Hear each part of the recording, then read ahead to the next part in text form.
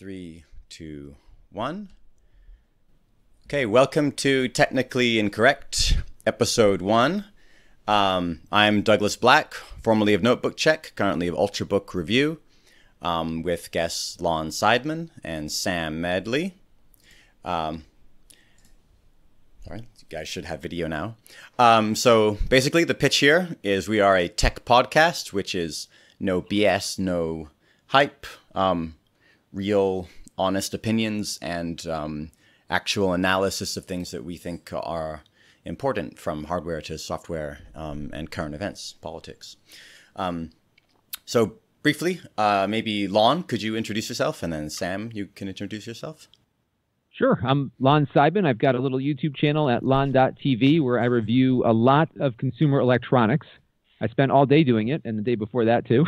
I've been doing it for full-time for about 2 years, and it's been a lot of fun to try to carve out a different path in this industry, which can be a little corrupt. So I look forward to talking about this today. Okay.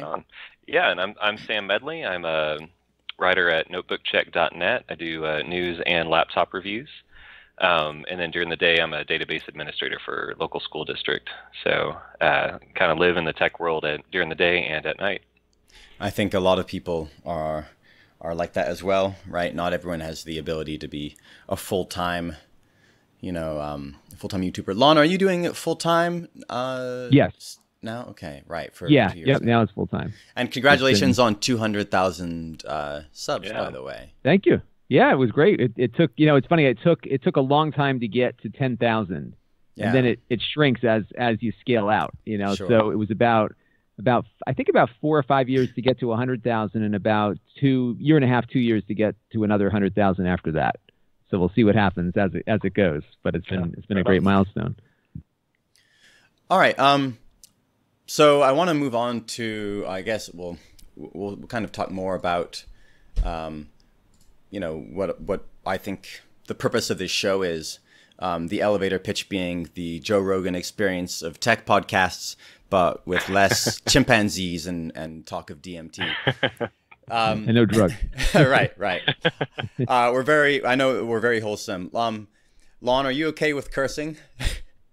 Sure. I don't curse all that often unless I'm really upset, but okay. You can curse all you want. I'll try to tone it down. Okay.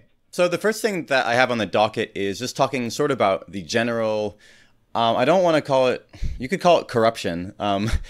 Maybe that would be a little bit, I don't want to be too grandiose, but there is certainly an influence on, tech reviews and the tech YouTuber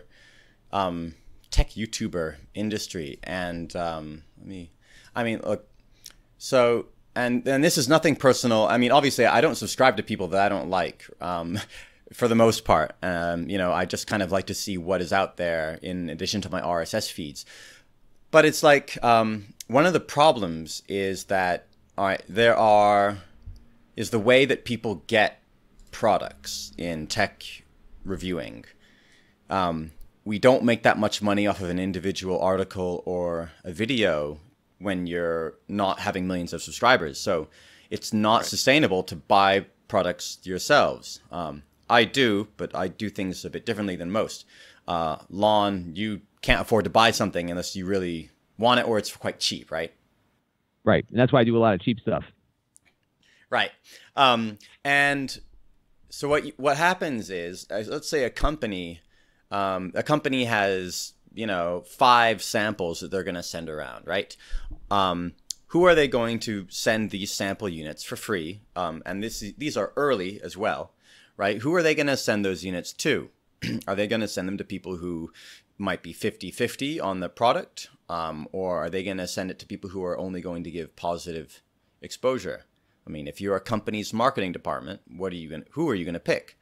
And so it's all about, on YouTube, it's all about who is first with the video. And how can you be first? It means you have to have access to the NDA item for the vast majority of views. And so what happens is there becomes like a self-imposed censorship. I would guess. There's definitely influence from people who get NDA stuff from companies, and they you know, if you criticize something, you're not going to get another, you know, you may not get another shot at it. And it's very easy to see when you subscribe to a lot of people. You'll see something like, oh, look, 3 videos on the Razer Blade Stealth, and they all came up at the exact same time. So we know, for example, that the Unlocker mentioned, he's a nice guy. I like watching him sometimes. He mentioned that he was not able to run benchmarks because it's a pre-production unit. So when people are sending out stuff for unboxings or like a hands-on, what can you really, and you know, they're not allowed to run specifics off it. What can you really say other than show a product in a good light? And so, you know, you scroll through stuff and then, you know, you see like, you know, the new Blade Stealth nails it. You know, apologies to Austin Evans. You know, he's a really nice guy, but you know, his channel is like that, right? So, but it's not a review, right? So the problem is that a lot of this content is implied. You know, it's an implied review, and companies know that. And YouTube didn't used to be quite like this because companies' PR departments were a bit more. Oh, I'm sorry. Yeah, this is what I was talking about when I was going through. Right. So, you know, the new Blade Stealth nails it, that kind of thing. So what I'm referring to is, I guess companies did not used to be savvy about new media on YouTube, and they didn't know how to properly market. But they've gotten a lot smarter. The PR departments have, you know, they figured out sort of how to influence it. So. Yeah, I think what's happened is a couple things. One is that they certainly go to people that they know will who maybe are enthusiastic about their products already. Maybe there's some financial relationship, past or present, that they also work from. That's definitely part of it as well. You know, they still though give out stuff to the major media organizations that might give them a different kind of take. But yeah, they want as much positive coverage as they can. I've had these NDAs where it's been you can do the hands-on, whatever that means, and then there's a full review embargo after that. You know, and I never quite understood what the difference is between a hands-on and a review, to be honest with you, because I only do one type of thing. I do hands-on reviews. That's what I do. So that kind of stuff is confusing. What I found for me is that it's often better for me to get the thing when it's out and people can buy it anyhow, because I'd rather not be in that pack of 7 or 8 or 10 NDA release videos versus being out there when the product actually releases. And my overhead's lower than a lot of these other larger channels are, so that, you know, that sometimes tends to work. You know, typically what I do is I buy a lot of what I review, and then I sell it. I have a little online store I set up for the stuff that I've reviewed and getting rid of, and that's worked out. I do, you know, lose a little bit on the sale, but generally it works. I don't do a lot of the expensive stuff as a result, right, because especially if it's a bomb. So I'm right now I'm looking at the Google Pixel Slate, and I ordered the lowest cost version of it, and my review is not going to be all that favorable on that product, and I'll never get rid of it now. Right. My viewers are not going to want to. So you know that's the other problem that you deal with this stuff is that you buy these things and you're sitting on it for a while. So you know what I try to do is get something in on loan. Some companies are better about it than others. I never get anything from Dell or very rarely from HP, and it's tough to be able to have enough things to look at to kind of keep the channel going. So that's why I've kind of focused on the lower end of the market where, you know, I can afford to buy a couple of $400 laptops, review them, and then sell them again. That seems to work. And actually it keeps me a little bit more of a distance from the manufacturers. And then when there's some key releases, you know, I'm thinking like the iPad Pro, for example, and the, you know, maybe some mid-range laptop from some company that people are really into, you know, I'll get one of those occasionally. But generally, it's the way it goes. And you know, with the Apple stuff in particular, you're 1 in a million looking at these things, so it's hard to even stand out, even if you did get it for nothing. Sure. Right. Well, and I think it's kind of a cyclical thing. It seems like. I mean, I'm not a YouTuber, so I don't know the video production side, but it seems like over the past couple of years, these companies like, you know, certain channels like Linus Tech Tips and Austin Evans have just exploded in size by hiring on tons of staff and upping their production game.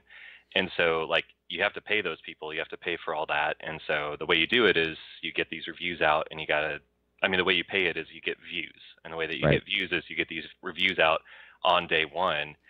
And the way that you're going to get these NDAs is by giving favorable reviews. So it's kind of like this feeding the beast kind of thing, where these companies now have so much overhead, or they have so many obligations to cover their production budget. They have to get the views to support that. And the best way they're going to do that is by making companies happy. I mean, I remember a couple times we've gotten kind of like nasty emails or something like that from different OEMs because we wrote an unfavorable review. And No. Great thing about very subtle there. But the great thing about Notebook Check is, the owners have a lot of integrity, and so they didn't want to change the review. They're like, hey, this is honest, and the OEM wasn't too happy about that, and so they become a little more difficult to work with, a little harder to reach if we need something. And so, I mean, with some of these channels, their annual budgets, I can't even imagine. They're approaching $1 million or more dollars a year, I'm sure. And so to do that, you have to get your funding from some way. If you're on YouTube, it's going to be through views, and it's going to be through sponsorships. And the way that you get those is you kind of kiss some butts. You have to make people happy to make them want to work with you.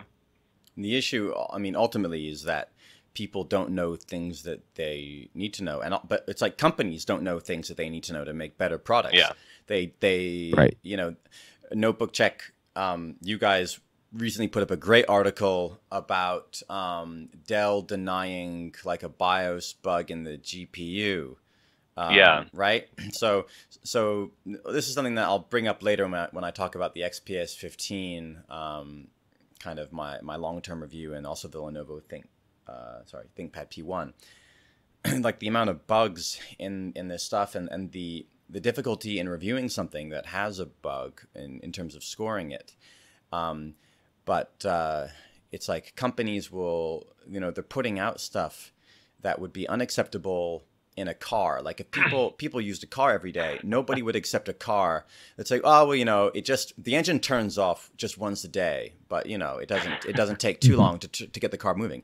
People's computers are just as important to their productivity as their cars are. And if in most situations, they're more and more an extension of us, and the way that we use them with this kind of world that we're in. So from my perspective, it's not acceptable for particularly expensive machines to have these problems that that companies may play, they may plead ignorance to, and you can almost allow it because the reviewers are not going into that detail, perhaps, right? They're not using it for 3 months straight. They're not testing. I mean, they're not looking at the individual like temperature delta for different CPU cores like I am, or they're not going to try repasting it and figure out like, hey, there's a tripod heat sink. It doesn't produce even pressure distribution on the die, or like this cooling system is simply inefficient, or MOSFETs with the XPS 15 and so on. I think basically we've more or less covered the fact that there is some sort of positive bias, right? Right. And that's why I really appreciate like Lon, and I think a lot of people appreciate Notebook Check because with Notebook Check, again, look, it's run by Austrians, right? So they're very meticulous. They're very particular, right? It's all data driven. I will say this too, as someone who thinks about my integrity all the time. I'll give you a great example of something that happened recently with my channel. I get these game controllers in from a company called 8-Bit Dough. You ever heard of them? Oh yeah. They make these really cool controllers. They look a lot like the originals. They feel like the originals, high quality. I've always liked them quite a bit. And whenever there's something new that they have, I never hear from them, but this shows up. Like I have this mailbox, I go there and I've got controllers in the mail. So they had a new controller that came out. Or in your bed when you wake up in the morning. Yeah, exactly. And the they were, exactly. They're just in bed with you. I got them all over the place. And, they showed up and I did my review. And, what's funny is that I'm not the hardcore gamer I used to be as a kid. I have kids of my own. I have responsibilities. I don't have the time to do everything I used to do. And I was starting to hear from viewers about a certain condition with the controller. If you're doing, quick left to right moves, you might get a diagonal in there that you didn't ask for from the controller. And as it turns out, there's actually an issue there. So I did a video on it. And, I back in my mind, I said, you know what, I may not get anything else from these guys again after this, but I felt the viewers need to know, because if you're somebody who's, I have to sleep at night, and I'm not comfortable if I'm not covering something that is impacting the quality of the product. And if I missed it, I feel to my viewers, I have an obligation to remind them of that. And I think there's two paths you can take in this business. One is you can be on the take. You can build your business model around being on the take and trying to provide content in a certain way. The other option, which is much harder, is to not be on the take and build your business model out that way. And one of the challenges I have right now is, how do I scale my business, deciding not to go down the dark path? And at the same time, you do have to take sponsorships. You do have to sometimes take the loaner stuff in, or, sometimes they don't want it back. And I have to do that. But I think if I'm transparent with the viewers, I think if I react to things that viewers are finding in their own product experiences, then that's the trust that you build. And it takes a lot longer to build a business around that. And there's a lot of people on YouTube that, and let's not even look at the big guys, there's a lot of little YouTubers out there who are, and I've been given offers, or been asked to take up offers like this all the time, where, hey, can you make a video about our product for $250? That stuff is out there all the time. And for a lot of people, it's a weekend job. They can make 3 times what they're making during the week, and who cares if I'm misleading people? I'm getting paid. And so that's to me the biggest issue out there, is you've got the big folks who might be biased in a way because of those relationships and the dependency on the money, but you also have tons and tons of these little guys out there that are really doing some bad things and misleading people. I won't belabor the point, but I did a video about the Ring doorbell a number of years ago that I do suggest people check out. I did a little expose on it, because it was downright corrupt. I'm not even, this is not an embellishment. You can link me, and I'll put it in the description. Yeah, I'll send a link to you, because that was one of the things that actually got me to think about, how am I going to build this business, and do I want to be that? And the answer was no. So if that's the case, then I need to be upfront with people. And to some degree, self-enforcing my own ethics rules actually makes me question every offer that comes my way now in a different way. Because now I'm like, I've told my viewers this, I cannot go in a different direction than that, because that's the policy I've set. Right. And so, and again, it's cost me money. It costs me money every week, but I can sleep at night. So I'd rather sleep at night. I mean, that's so important. Sorry if I interrupted, Sam. Like, as you get older, the thing is, it's like you in order to exist in the world, you have to have your own internal understanding of who you are to make decisions. You cannot just be like a teenager and making decisions arbitrarily based on, how you feel or what side of the bed you woke up in that morning. And what happens are, I mean, a lot of people in the YouTube game, they're young people, especially when they're starting small. Right. I'm 33, but let's say, I was 23 or something and doing this, I would be like, oh, I'll have dreams in my head about becoming, this or that. And it's so easy. And of course companies know that it's so easy to convince a young kid who has dreams and they think money is going to make them happy. Right. Which it won't. But I mean I think it's really, it's related to a lot of things, I suppose, in my worldview. I'm a university teacher, and I see kids, you see it, adolescents, Yeah. and I can see that they don't, they don't have their own values, and their education system doesn't support that. And, basically people are going, they're going to be on the take. I mean, period. They're going to be on the take. And they will be able to sleep at night because they don't think about it to that point. They'll rationalize it. But at a certain point in their lives, which is something that I want to talk about a bit later about what we see now with YouTubers kind of growing up. Like, then they will, you know, I don't know.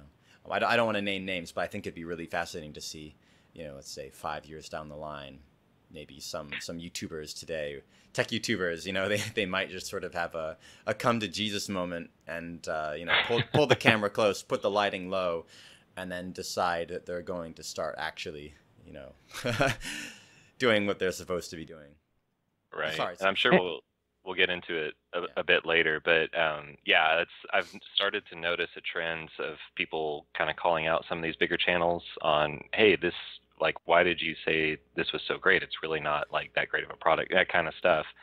And that's kind of shifting. So I wouldn't be surprised to see a shift like that over the next few years, where people are starting to value more honest, real world use kind of and long-term reviews, as opposed to these nice, flashy, because right now it seems like what everybody values is like the nice, flashy, high cinematography, high quality kind of video. Right. Right. Right. But I think as the YouTube audience, which, Doug, is really you and my generation, you know, like they're in their late 20s, early 30s, as they're getting older, they're looking for more honest and more realistic content, so to speak. So I do agree. I think there's going to be a shift in the tech YouTube. And I think sorry, go ahead. I think the gamers are really the most savvy customers out there, and they're the first group to say, hey, this is BS, right? So yeah. and what's great is that there, you know, a lot of those folks that are that skeptical of what they see and hear are kids. I interviewed a friend of mine recently on my channel about social media. He's a college professor here in the United States, and he teaches social media. And one of the things that struck him is just how cynical and how skeptical his students are. And these are not millennials. These are whatever comes after that, the Generation Z or whatever they're calling them.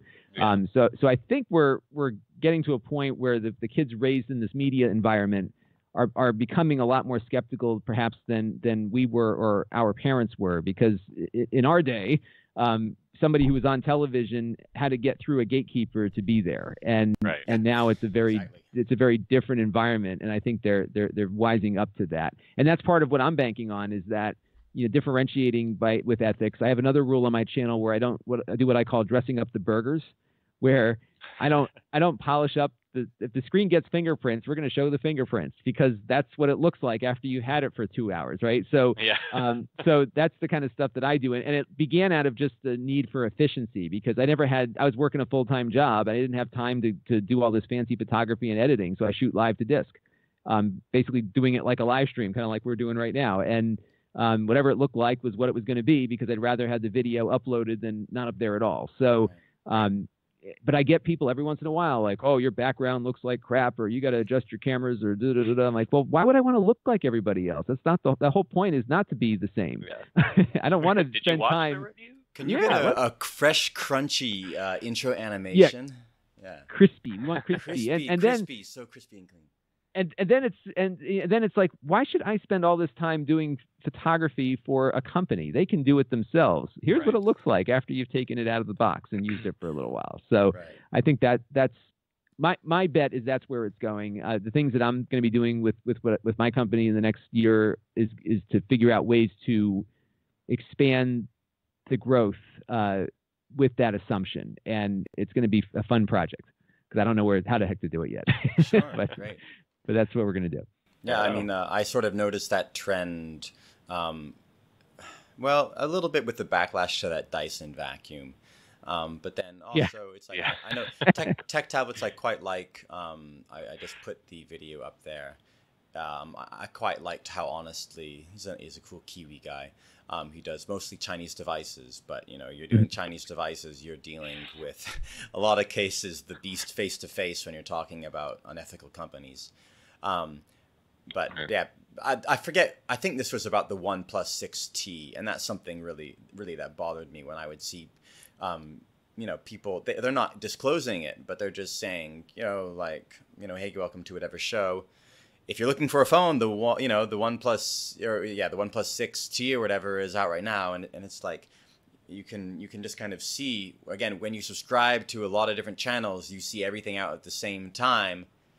And some of them will say this, you know, this has been promoted or it's sponsored, but then a lot of them won't. And that just, It really grinds my gears. Did you see what OnePlus has been doing for early, for influencer stuff lately? No. So now what they're doing is, if you can apply to basically get one in a contest kind of environment. You have to pitch them as to why you should be given a unit ahead of time. So they want you to review it, but we're going to, have this contest where we're going to pick who gets to do it. So it becomes this thing. Yeah, I mean, they've done it now, I think, for the last 2 phone releases that they've done. And, they used to do it like everyone else did, is they'd hire a PR firm and, send this stuff out. But lately it's been this thing about sign up and apply and be the first influencer to get a hold of it. And I'm like, I'm done with these guys. We're influencers, not reviewers. Anyway, so why don't we talk about the new Razer Blade Stealth 13? I think it looks pretty great. What do you guys think? Oh, it is by far the best laptop that you can get right now. Well, okay. I'm going to get 5 of them. I think it's awesome. We'll save the sarcasm for the April Fool's podcast. But so Razer is a company that I picked for a reason, because I have personal experience with them. But also, I honestly think that their products are really, their laptops are really attractive these days, since they did the redesign. So let me show you guys. So basically, they took the redesigned Razer Blade 15 and then they applied the same design language to their Razer Blade Stealth 13. So if you don't know, the Razer Blade 15 is a 15-inch. It looks a little bit like the titanium MacBooks, the original widescreen titanium MacBook, but it's got a a GTX 1060, 1070, and up to 144 hertz panels, and I think there's a 4K touch. So basically, they gave the same treatment to their Stealth, which still had pretty big bezels. Now they slimmed those down. They look decent. Yeah. It's a really nice looking laptop. And that's the thing, that's kind of, from my perspective, that's sort of their main selling point. I think it does look very cool. So the interesting thing about the redesign is that it has a full, I believe, 20-watt TDP MX150. So the only other laptop that had this before was the Huawei MateBook X Pro, I believe. Right. But that one was on a little bit of a different, I think it's just an i7-8565. And it had the lower TDP, like 10-watt MX150. So the GPU is slower, right? Not as much performance. But it does have, so the Huawei MateBook X Pro, Huawei company aside, does have a 3:2 display, which I think is pretty great. Whereas this is 16 by 9. So, I think it looks like, so this is just a product that I thought looked pretty cool and I wanted to cover, but I wanted to cover it for a reason. If you guys know me, that I have some, I've owned a lot of Razer products. I was probably the first person with a Razer Core, and to get the Razer Core working on a non-Razer laptop, like when it just came out. And I had a lot of stuff on Ultrabook Review, trying to get, Derek and I, trying to get the XPS 15 working with the Razer Core. I had a Razer Blade 14, I had the Stealth. So my thing is that I've noticed that a lot of reviewers, they haven't really touched on the elephant in the room, which is the fact that basically Razer's weakness, from my perspective, what I would like to see them improve is their quality control and support. Now, I don't know how familiar you are, Lon, with them, but like Razer is a company for me. They're a lifestyle, quote unquote, gaming brand that they tend to pitch to kids with access to money, or their parents' money, I would guess. Right. To be honest, this is what I think. And basically, their main issues are sort of unreachable support. Like it's chat, and it's very hard to get people to get back to you. Yeah. They'll always say they'll call you back, and the next day. I had some issues with my Razer items, but they were out of warranty with the blade, and then with the Stealth, I just couldn't really be asked, and I sold it on rather than deal with like troubleshooting the battery life. But there's been tons and tons of stuff. If you check out like the Razer, if you look at the Razer Reddit forum anytime, of course Razer forums or any Reddit really, you're going to see some complaining.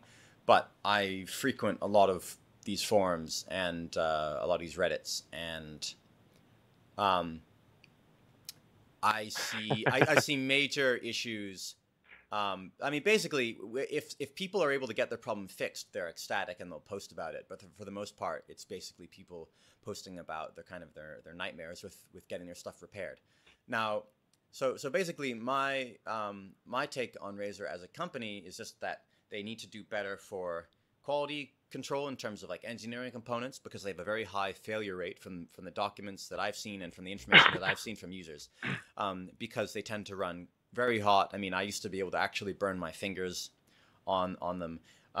They used to run very hot, or they do, and the components inside were not the highest. They were not made to the highest standard where they could withstand that degree of heating and cooling off. So some issues with the Razer Blade 15 that people haven't really mentioned on is that there's so the screen, the display hinge is screwed into plastic inside the case rather than aluminum. So what happens is that plastic expands and contracts as it heats and cools and becomes more brittle. And people were noticing that they start to hear creaks and snaps every time that they move like the like the hinge of their blade. And it's because of this like design flaw. So there's a number of things like that, and I suppose my concern is from a management perspective, because I've seen their CEO go on social media and basically they would post on Reddit, which is actually quite nice. They would say, "Hey, we're looking for suggestions on how to improve," which is great. But then basically everybody was saying, improve your QC and get real support.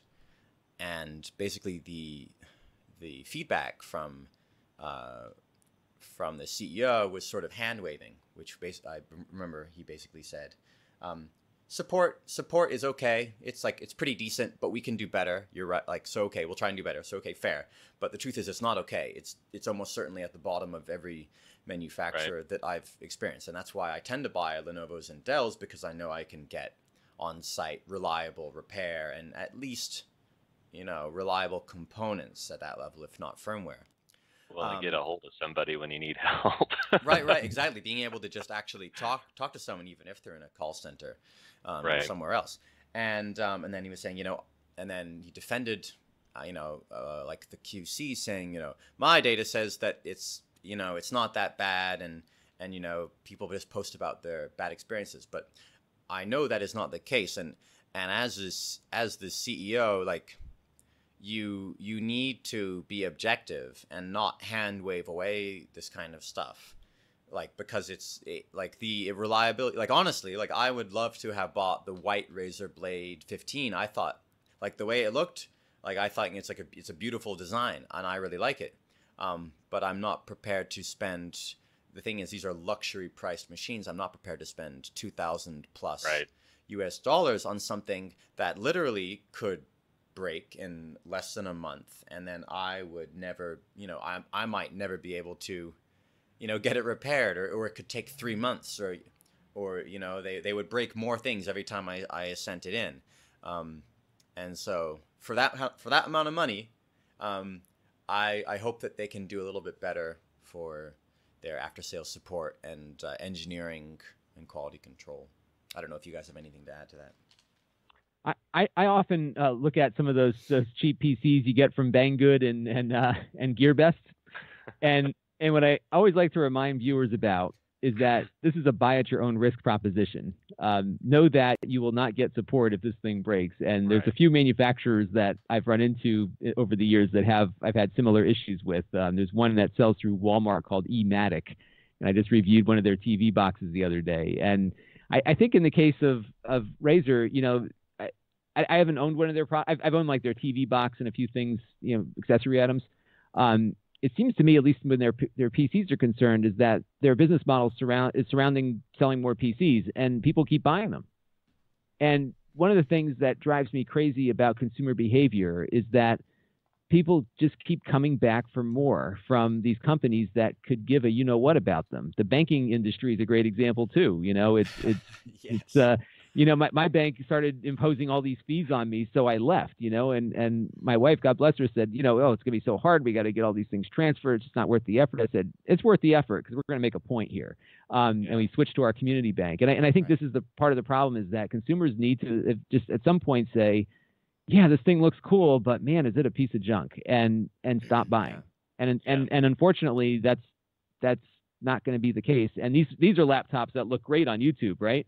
They got the fancy colors and they're so attractive, and ooh, look what it can do and look how small it is. Meanwhile, it'll melt itself onto your desk. But you know, this is exactly the issue, and I think it's not that the company's necessarily misleading anyone. They're just selling hardware that, you know, may not have as much quality. You guys may kill me, but I tend to use Apple computers as my primary daily drivers. And what I found with the Apple is that when you may get one that breaks for a few months, and then once it starts working, it doesn't stop. And you know, their Apple stores are terrible. They're the equivalent of the Department of Motor Vehicles, in my opinion. But the phone support. I followed your story about that. That was really interesting. Yeah, they wasted my time. It's just like, come on, just fix the darn thing. But I'll say this much: the call-in service has been great. You get, you know, you fill out a little thing. They call you back when so you don't sit on hold. 9 times out of 10, they send the box, you send it in, and it comes back a few days later all fixed up. I had a USB port problem with the MacBook that I'm on right now, and it took about a week. Came back in better condition than I sent it to them in. And I've always been very happy with Apple support. Now, their computers cost a lot more, but I think to some degree, you've got to build that cost into the product to support it. Right. Yeah. And that's pay the for thing. it, right? I'll pay for things that just work because my time is valuable. Yep, I pay for Apple Care all the time because first of all, you can't fix a Mac yourself. That's part of the problem. I just had this issue with my iMac, and I'm like, oh, I'll run the diagnostics. Not that I can do anything with the information, but I can know there's something wrong. But at the same time, you know what? My time is too valuable that I need to do this. And here's a great example. I have a MacBook Pro downstairs. It's 7 years old. That thing has been working nonstop, 10, 15 hours a day for the entire length of the time that I've owned it. It is constantly under load, constantly hot, and it has not broken once. That's a good computer, and that's not it's not a rarity for my Apple experience. So people bash Apple all the time for being so expensive, but I think there is a cost to support, and that's part of the deal. Yeah, and that's kind of the differentiator between a company like Razer and a company like Apple, because Ming-Ling Tan, the CEO of Razer, has really tried hard to be like the Steve Jobs of the gaming world, and he's tried to position Razer to be and I mean that's the shtick with Razer. It's like, oh, these are really sexy looking, nice, sleek laptops, and like Apple, they have some engineering flaws to achieve that design. They put design over functionality, but Apple's successful because I think they offer such great customer service. There's the whole Apple experience. They were the first ones to sell computers not on specs, but on the experience you get with it. Right. And phones the same way. Whereas Razer, they're a gaming company, so they have to focus on specs. And like Doug was saying, they just don't really care about customer service. They don't see it as valuable. And that's why, Doug, whenever you pulled up the Razer stock, you see it, declining, whereas Apple's is just skyrocket, and they've hit a snag recently, but over time Apple's has gone up. And so it's that customer service. And Lon, I'll agree with you. I have a MacBook Pro 13 that I bought in 2009 that is still tucked under my TV as a retro gaming thing now. Keeps going, right? Yeah, it will not die. the battery still holds like 3 hours charge, which is longer than some Windows laptops that I get brand new. So Right. so I will echo, Apple is successful because of that quality, and that's something that Razer has not learned or hasn't thought about yet. Right. And I think they that's don't why value it. Basically, it's not value. They're kind of like, they just want to make the sale. Like, it's a very transactional company. Like, Apple is more of a relational company with their customers, and so they want to continue that and protect their brand. Whereas Razer's like, hey, once we got your money, we're good. Like, you know, let's push out the next computer, because exactly. and in the gaming world, it will be obsolete by then. Am I correct in seeing that Razer stock is 15 cents? So the thing is, they're on the Hong Kong Stock Exchange. Oh, okay. Bye. Symbol. I mean, I could say I'm not a financial advisor, but there is room for growth. But so I think basically, look, I don't want to see a company fail, and I want more competition. But what people, like, again, you would call them fanboys, but what people who are sort of rabidly defensive of any company, that company doesn't give a shit about you. No, and of course you need not. to understand that you are not making anything better by defending any company, like, to make yourself feel better. And you might not even realize that is to make yourself feel better. But Razer is not going to improve their support unless people bitch about it. Like, right. And stop buying. And stop buying it. It's like people, you can read them, they get burned so many times, literally and figuratively. There's a serious expanding batteries issue with the, from what I've seen, like way more than any other laptop that's got millions of units out there, like the XPS 15, like the Razer Blade Pros have this expanding battery problem that as to a defect. On the Razer Blade 15, a lot of people have issues with the, their charger kind of going up. I don't remember if it was in smoke. I think it probably did smoke. But because of it's a right angle connector coming off of the AC adapter, and I think there's like a high stress point, and it's like the way the cable is like made or braided. There's a lot of stress there, and so people's chargers have been going up, and I see people on Reddit saying, I unplug it when I leave the home because I'm concerned. To burn the house down. Jesus fucking Christ! You could not pay me $2,000 to put something like that I didn't have confidence in it operating safely in my home. It's my home. Right.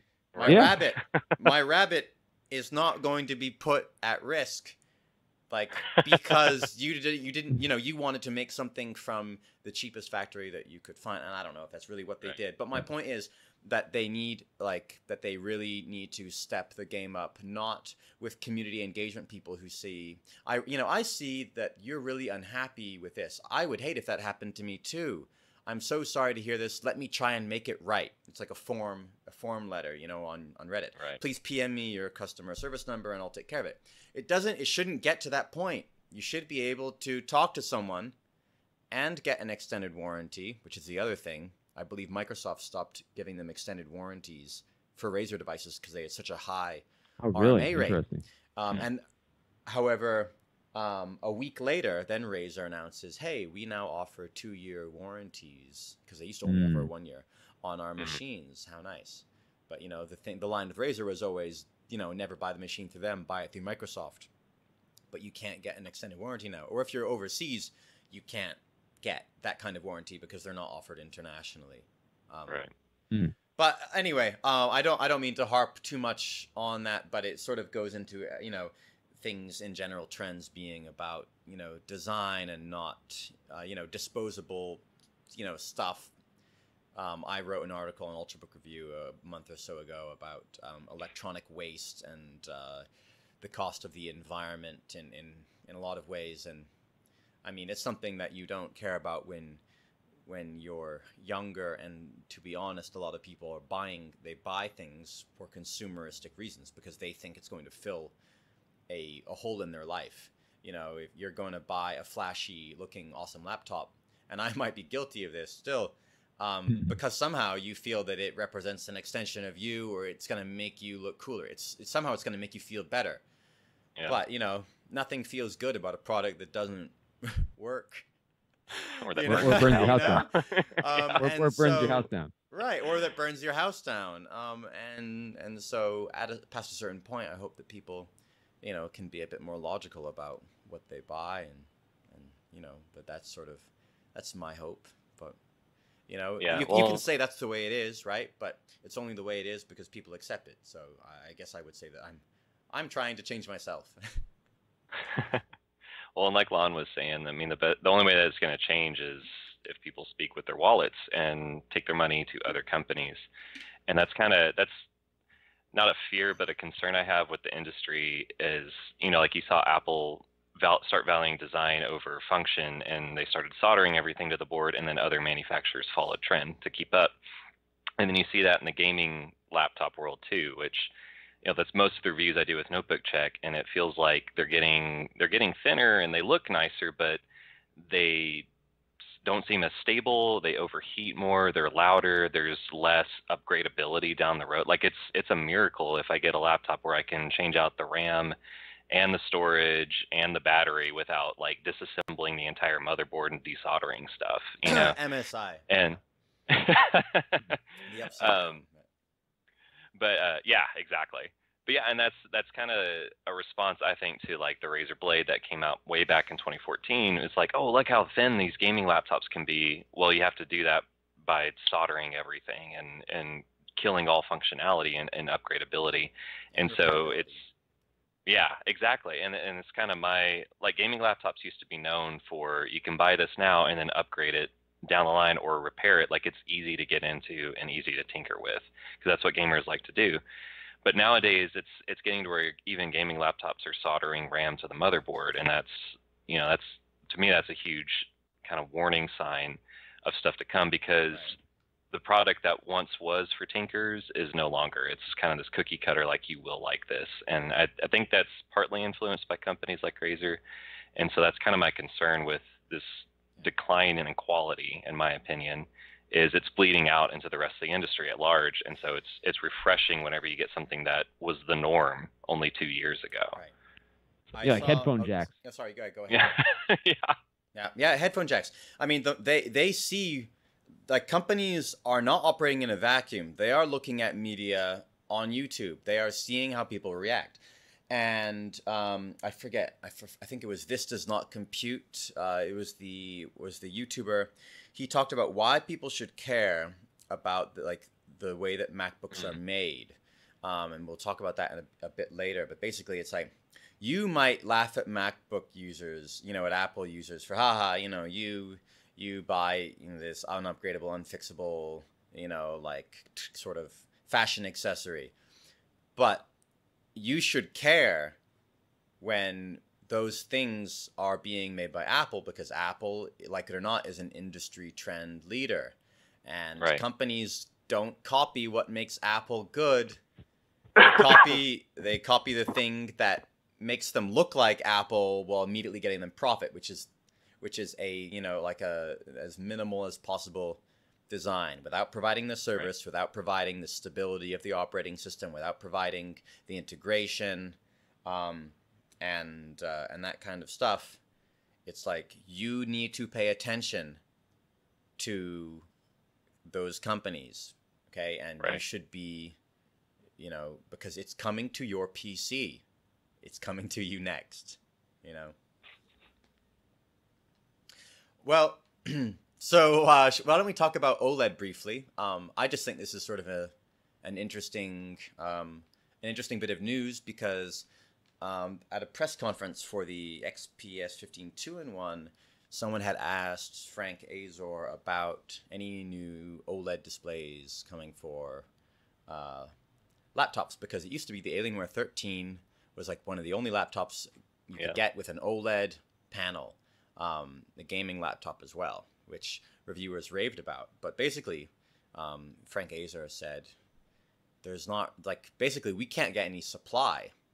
So it's not that we don't want to, provide OLED as an option. We can't get suppliers because OEMs, the demand of OEMs, it's a bit cyclical, but they determine generally what factories are going to be supplying, and that determines the price, and that's why 16:9 is a popular aspect ratio, right? It's because that's what it's, cheap and easy for them. I believe I'm not sure actually if Apple gets their stuff custom made.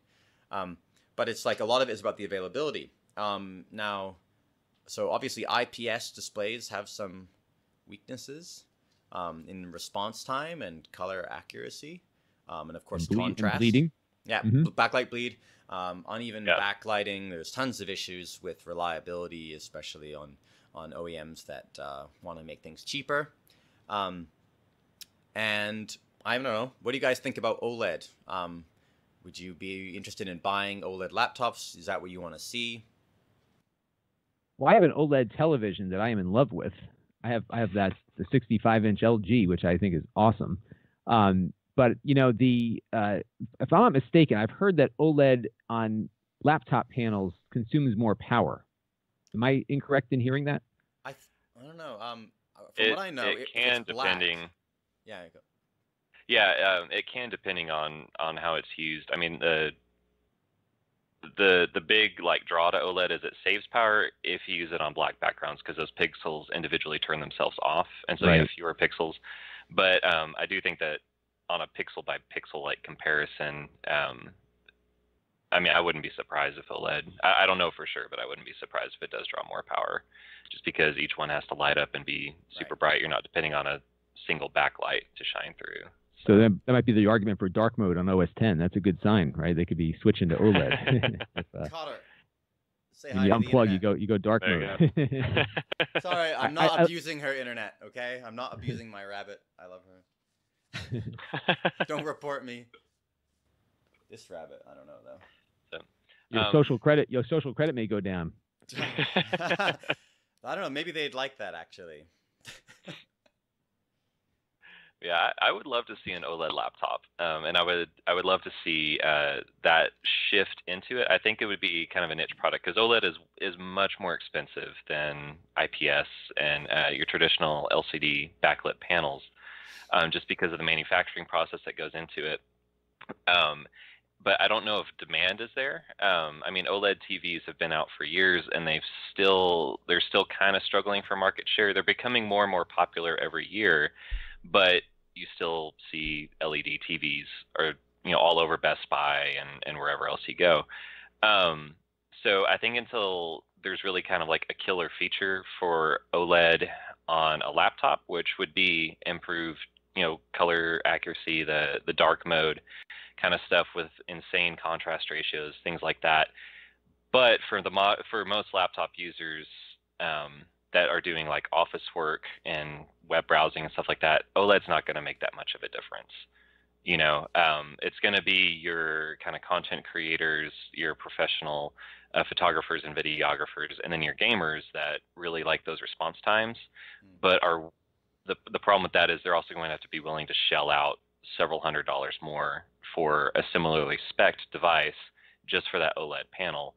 And right now, I don't think most people that would benefit from an OLED display would be willing to pay for one. So on the professional side, people that work with color, they're probably going to have an external monitor that they work on already, so they don't do most of their color work on their laptop screen anyway.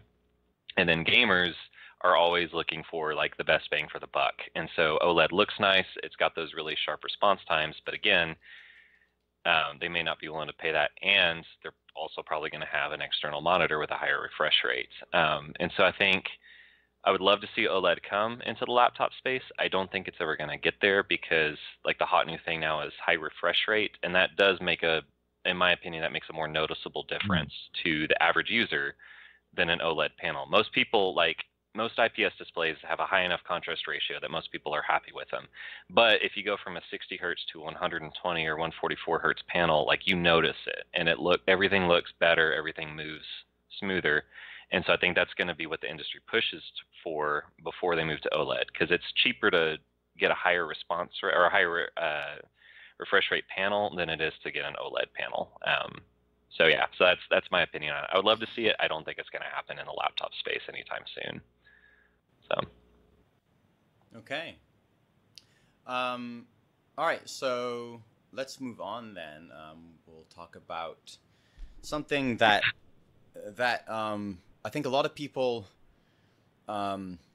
should know about because they might think that it's just sort of in China, but it is not, and it's sort of well, okay. Let me give you some background here.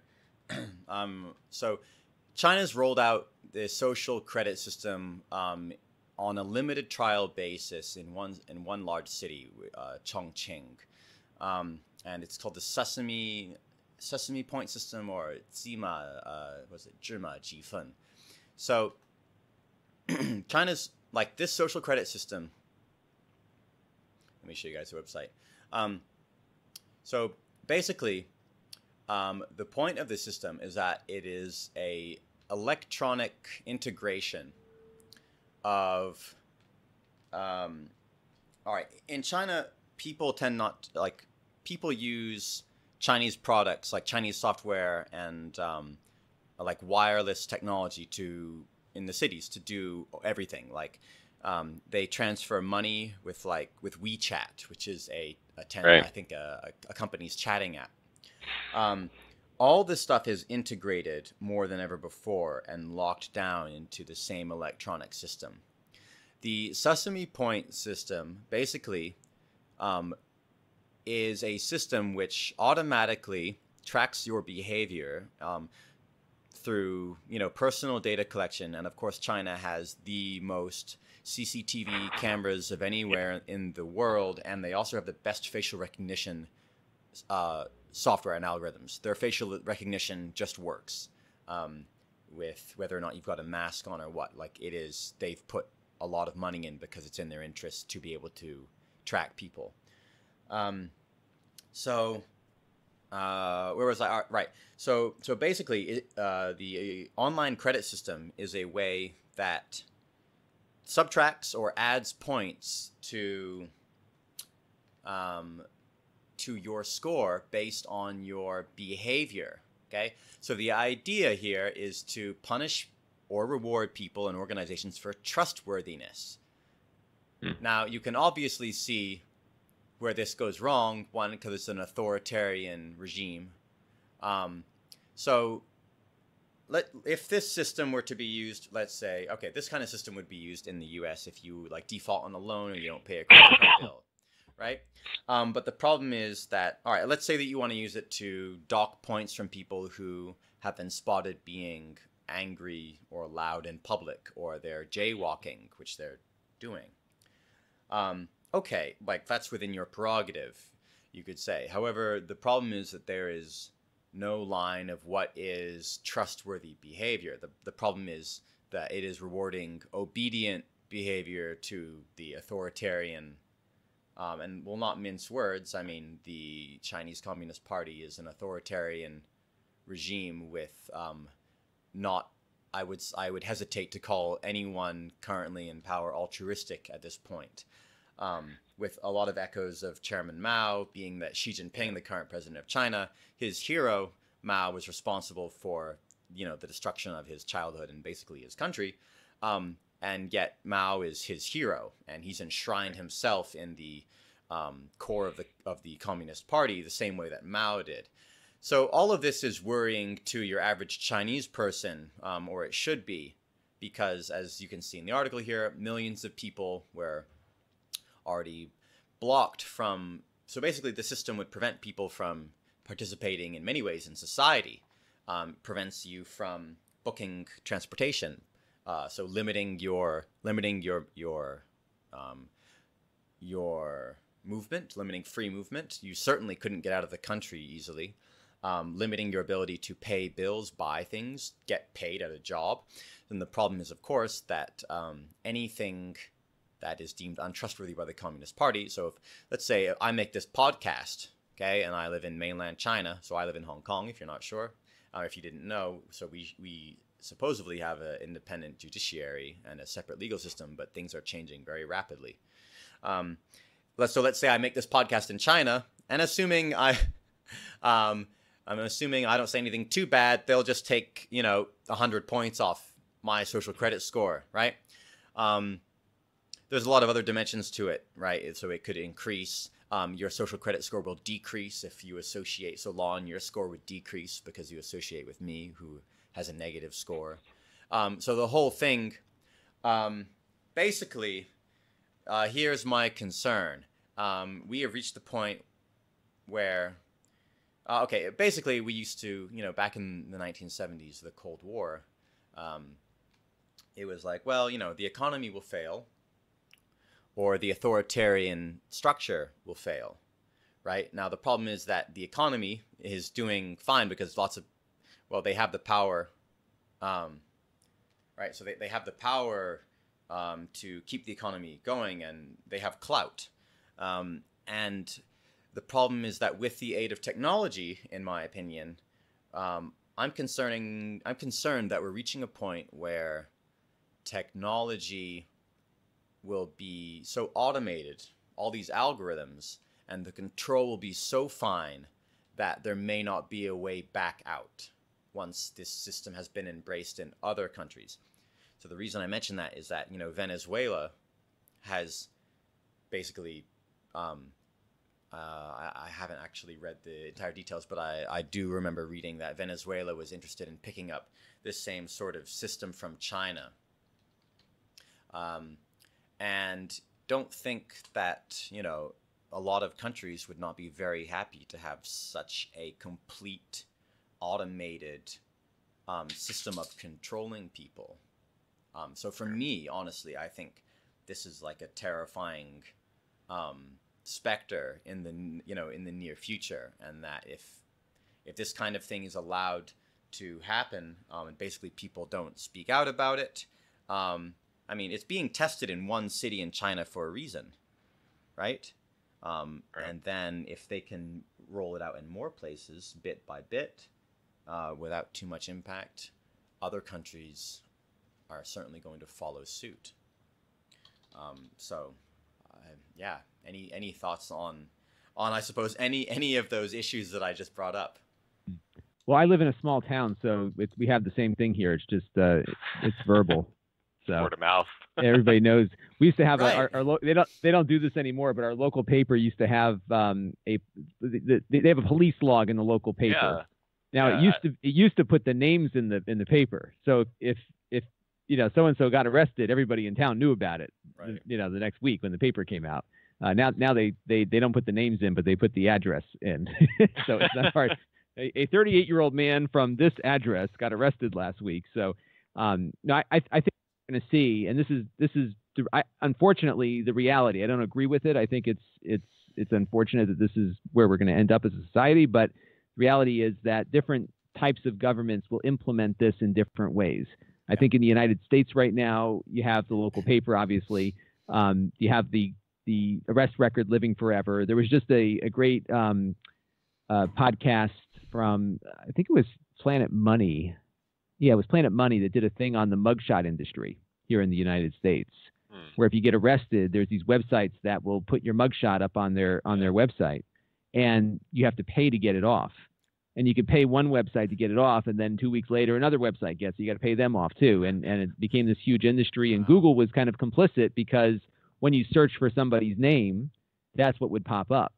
Right. And the radio or the podcast host that talked about this issue had a dog in the fight because she got arrested because she had gotten a speeding ticket when she was visiting home, left and went about her business, showed up 2 years later for Thanksgiving and got thrown in the slammer. for the ticket that she didn't pay. So, this kind of thing has been around for a long time. I think China's going to implement it in a much more direct way. I think other democracies in the world are going to have it in different ways. We have a privately held accountability mechanism through the credit rating agencies, right, in the U.S. We have what I mentioned with the newspaper and getting listed there. What's been interesting in Europe is you have the right to be forgotten, which I think goes a little too far, in that it obligates these websites to remove all traces of you, even if you were guilty of a crime and it was newsworthy. I mean, I think to some degree there's accountability. If you commit a crime, that's part of the deal. You don't have a right to be forgotten if you committed a crime, in my opinion. So yeah, I mean, I can totally see China doing this. It's up to their citizens and their government to decide how they want to do it, and I think we're going to see versions of it that don't look as extreme in other parts of the world that have accomplished the same things. And then you also have an eBay feedback rating. Right? The thing about it that that I suppose is troubling is the fact that, okay, in the U.S. we tend to view laws. Well, okay, on one side, basically, instead of having people act morally as you would have them act, right? Because your school system, your education system is basically, it's a manufacturing line, right? For your citizens to just not think and do whatever. So because people are brought up, Deng Xiaoping said, to get rich is glorious. So when you value money, you don't value human life. You sure as hell not going to value animal life or the environment. You're just thinking about yourself. Then you're going to need external regulation in order to say, like, no, don't do that. Right. No, don't hit someone with your car and then run over their body because it's cheaper than paying reparations. So Right. it's like it's really treating. I feel like it's like, it's treating the symptoms without but without actually. It's like punishing people, but not teaching them. Actually, let's say not teaching people values. Right. You're right. Right. Yep. And I think that's it. And in an authoritarian government, it's a very different approach in that there's total control over people. I think in a democracy, values are what keeps the country's government functional, because you need people with good values getting elected to lead. Right. And in an authoritarian environment, it's not necessarily the same thing. And I don't, I can't understand it. And it's very. You ever watched the Orville? Yeah. So it began as like this spoof, and then it became something more thoughtful. And they had a planet that they found where people had these little tags on their vest, and if you did something good for somebody, you'd get a +1 from somebody. They push your button, or the opposite. And now it's reality. It didn't take long. So it's we're going to see a lot of experiments with this as time goes on. And I think crazy. It's going to be crazy. And your reputation will be something. You can't just move somewhere anymore and hide your reputation. It's going to follow you no matter where you are.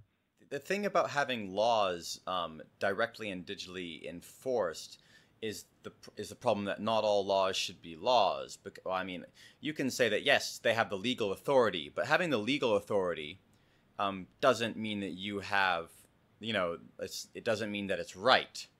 Right. So, let's say that we are in I don't know, in international waters. Right. I pull out a gun and shoot Lon, and then I take over his YouTube channel. And you can say, well, I had the force to do it. There was no law there. I was able to do it. Right. So I have the right to do it.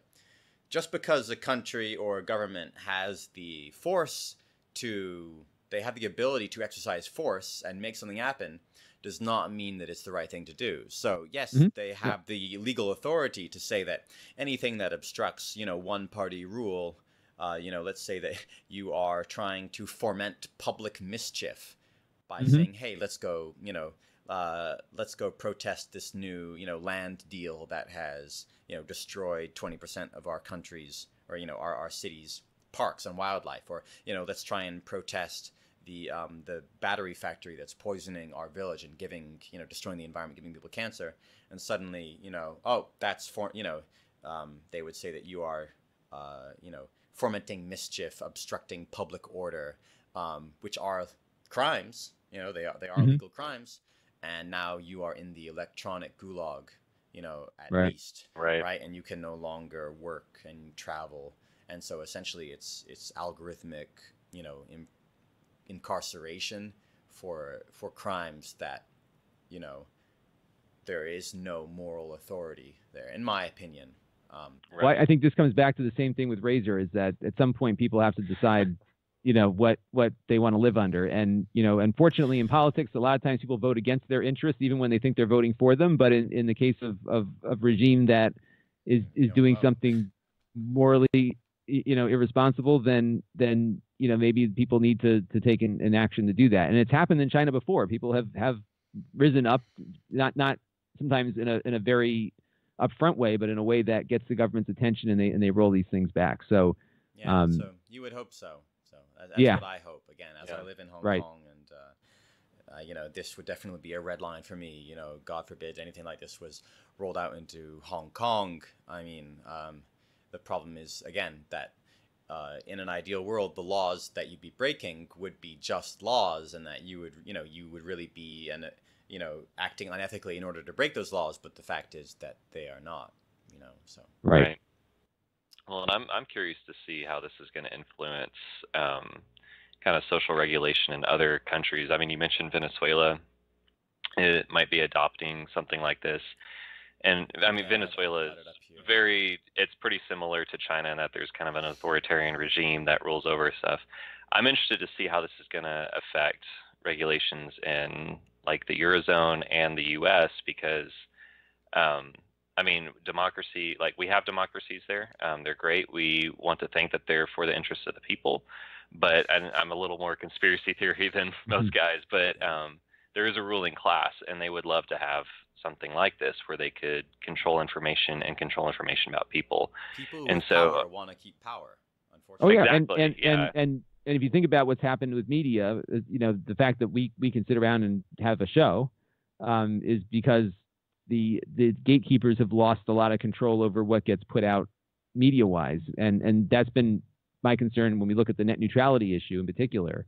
You've got large monopolies controlling the flow of information essentially, and then you know, the ability to determine who has more of a voice on those networks, and that's the kind of attempts that I think folks can make to try to regain power in you know, in our country here, because they can say, yeah, you know, if you're not on YouTube, you know, you're not going to get the traffic that you might get on another platform, and because we're controlling the flow of data, or maybe we're charging people more to watch YouTube versus something else, and I fear that's something that could happen here too.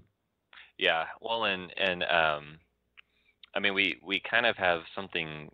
I mean, obviously not on like the legal structure, but with Facebook, you know, the big stink several years back was employers asking to access their employees' Facebook to check up on them, or job interviews where you would be asked to log into your Facebook and show photos and stuff like that. And obviously there's no legal precedent for that. You can refuse it, that kind of stuff. But I would not be surprised if there is at least some kind of push to move towards, you know, for the benefit of the public good, we should be monitoring people more. I mean, we've seen that steadily increase over the years here in the States over the decades, and people becoming more and more okay with more intrusion into privacy. This is what really bothers me, is that people are, you can, I have nothing to hide, you know, just look at it. Yeah. Or you have people coming across the border who, you know, people coming across the border, coming back to the country, and you know, U.S. Customs taking their computers and phones and you know, basically just sucking all the data out of them. People just are okay with this. And you know, and this is the kind of stuff that's going on. And partly it's convenient and efficient, because the stuff is easily, you know, you walk around with this phone. This is your filing cabinet now. It's with you all the time. So it's very efficient to get somebody's whole life story. You know, there's another factor is the open source intelligence, which is what you choose to share publicly, and you know that's a whole nother ball of wax. But there, you know, there are things that people are sharing with the world that, you know, gives some indicators as to where they are, and that might come back to bite them too. So I think one of the things that I've often said to young kids is that when I was growing up, only a certain number of people had to be that careful about their public conduct. Elected officials, celebrities, you know, the people that were always watching. Now it's very different. We're all public officials, and to some degree, you have to think about what you are doing and what will follow you for the rest of your life. So exactly, and I wouldn't be surprised to see kind of a push into heavier monitoring and dissemination of personal information, couched as, this is for the public good. You know, it's to keep people safe. It's to make sure we're sussing out the bad guys, because I mean, we saw that with the Patriot Act, you know, in the early 2000s. They never rolled that back, so it's exactly. Yep. So they're gonna keep taking. It's the world. This is depressing. Yeah, I'm gonna go read 1984. I warned you. I said we're gonna get into some heavy topics of it, but you know, it's important to talk about them, and even though it's difficult to think about the negative possibilities for the future, I mean, they're, I suppose, ignorance might be bliss, but it's not going to prevent anything from happening, you know? Right. It's gonna. Well, you have to continually adjust your bliss to crappier and crappier situations. Right, exactly. Yeah. So. All right. Shall we talk about the real world Truman Show, the future nation of Pewdiepie? What I meant by this was, so I was watching a video by Markiplier, who is a fairly popular YouTuber. He's got a few more subs than I do. I think 22 million. Yeah, he was saying basically, you know, he's a channel where he does, you know, Let's Plays and try not to laugh and meme stuff and that kind of thing. But is a very adult video where he talks about his feeling of like, despite achieving a lot of stuff and having money and fame and having just launched a clothing brand, I believe, that he was still feeling down. And by my estimation, you know, it's because we need purpose. Humans need purpose. Right. And, you know, once you do one thing, let's say I want to launch a clothing line, and then you launch it, well, you've done that, but that's not really a purpose. It's not really a fulfilling purpose. And he talks about sort of finding meaning in what you do. And these are existential questions that, you know, personally I've been dealing with over the last year, that finally I realized, like, what is my purpose? You know, I need to be doing things, which is part of also why I'm doing this podcast. I'm trying to be more responsible with what I write online. It's like you need to conduct yourself in a way that is true to yourself and in accordance with your, you know, your outlook on life and your ethical compass. And I thought it was fascinating seeing Markiplier talk about that, because we're watching people grow up. I realized for the first time ever, we're watching these people grow up, and it's sort of the parallel to the Truman Show hit me, in that actually it's like, you know, the Truman Show, of course, was a boy living in a dome, and the whole thing was quite silly, but the premise is sort of the same, in that you really do, you know, you're watching someone grow up in a way. And I thought that this is really something so unique that we are seeing for the first time. Like, it's really an incredible time, again, on the positive side, that people, young people especially, can see other people go through changes and grow and think about these things. From my perspective, I think I thought it was very touching, and I thought for a lot of people, like these guys, a lot of parents raise their kids by giving them like a bowl of water, an iPad, and like a bowl of cereal, you know? That's right. Not raising kids. So who is raising kids is a lot of these people that they're watching on YouTube, PewDiePie and Markiplier and so on. And so we should be thankful for them for sort of, you know, maturing and sharing, and less so, you know, your Logan Paul types or whatnot. But it's like I think it's a really fascinating development in terms of society. Yeah, it's kind of like reality television too, to some degree, right? It's you know, I think what's happened with a lot of people that get into this business is that they, especially the ones that became very successful very quickly, is that you go from, you know, from complete obscurity to a multimillionaire where you can't even walk out the door because you're so famous. And I can't see that not impacting somebody who's not prepared for this. Yeah. You know what I mean? Like, I'm a commodity YouTuber. I can walk out the door. Nobody knows who I am. And that's perfectly fine with me. I can make a living doing that. And I was at VidCon a couple of years ago. I don't even know who this was, but they had just ended the day. So all the people were out that weren't in the industry crowd that I was in. And what happened was this guy was coming down the escalator, and he was famous, YouTube famous. And these young women outside nearly like started a riot. They almost busted down a door to get in to get this guy. So that's his life, right? And if you're not prepared for that, for what, you know, fame and fortune brings you, I can see it really becoming something that could create this existential crisis for somebody. Sure. You know, it's and I think it's something that a lot of young kids try to emulate in an attempt to be like them, to start their channel and start doing stupid pranks and maybe hurting themselves because they see this as a path to validation. And I think if you're not feeling validated before you do it, you're certainly not going to feel it afterward, because at some point you're going to be wondering, well, when is it going to end? When are people going to get sick of me? You know, and Right. One of the beauties of being a commodity YouTuber is that nobody ever gets sick of you, because they only come to you for what they're looking for and they leave. Right. So, Right. so I am perfectly validated, because, you know, my people can get sick of me. It doesn't matter, because I'll just get more people looking for some laptop review or something. So That's what I love about your comment section, is that people there are not just horrible people for the most part. It's like they're actually genuine, and they talk to you like they would talk to you in real life. Yeah. And you know we what? You know what I talked about do? this before. It's great. I'll tell you a little secret though. I firmly believe that the quality of your community is what is controlling what you tolerate. And I'll give you an example of something. So in New York City, probably about 20 years ago, they made a concerted effort to get rid of as much graffiti as possible. And in doing that, it created an idea that perhaps we should try to keep these things clean. Right? that we need to stamp out graffiti, and there'll be less of it if we actually make an effort to get rid of it every time we see it somewhere. And I take that approach, I call it garden tending, to my comment threads, which is, I don't mind people, you know, giving me constructive criticism, but I don't tolerate trolls. I don't respond to them. I block them, and they never come back. Yeah.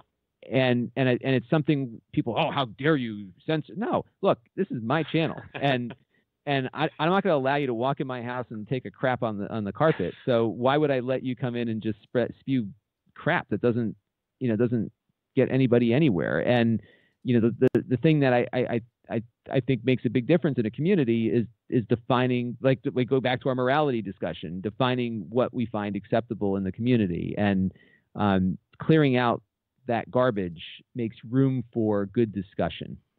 And I have a bunch of regulars that I really enjoy hearing from, because they provide a lot of good feedback, and I wouldn't see that if I was filtering through a lot of garbage. Now, my channel's still manageable. You know, I probably get, you know, maybe 100 comments a day, give or take. So I don't know how it would transpire if it got larger. I mean, you'd have to, you know, have one of my I have a part-time staffer, maybe have to make them full-time just to kind of filter out all this stuff. But no, I think it makes a difference that you really got to look at, you know, what kind of community you're building there, and taking that in as part of it. And the hard thing is that, you know, overnight you could become a sensation. I know I won't be, because I'm not doing that kind of content, but it's possible that, you know, you could wake up one morning and suddenly find yourself with 50,000 more subscribers, and suddenly you get all this money coming in. And if you're young and you don't know how to manage your money, you know, you do what Logan Paul does and rent the house for who knows how much a month, because it just keeps coming, and then all of a sudden it stops. Then what? So, you know, I think it's something where people do need to be prepared for what this could bring them. And it's like hitting the lottery, but it's possible. And I think that's one of the things that comes out of this. But I think it's good that you're right. I mean, I think there's a value for people to see the struggles these folks are going through, perhaps some of these moral discussions that they're having with their friends and family, and if they can help a young person make better decisions and choices in their life. I think that's important. I think a lot about the things that I do on my channel, because I do have, you know, mostly I'm older viewers in your ages and mine, but I'm mindful of what I do on camera. I don't drink alcohol on my channel. I don't smoke. I don't do anything that would give a young kid some idea that this is a cool thing to do. You know what I mean? So I think about that, because I want to. I feel it's a responsibility to the viewership for them to see my behavior, see that I'm trying to act ethically and all that. So that's why I like you. You're so damn wholesome. More or less.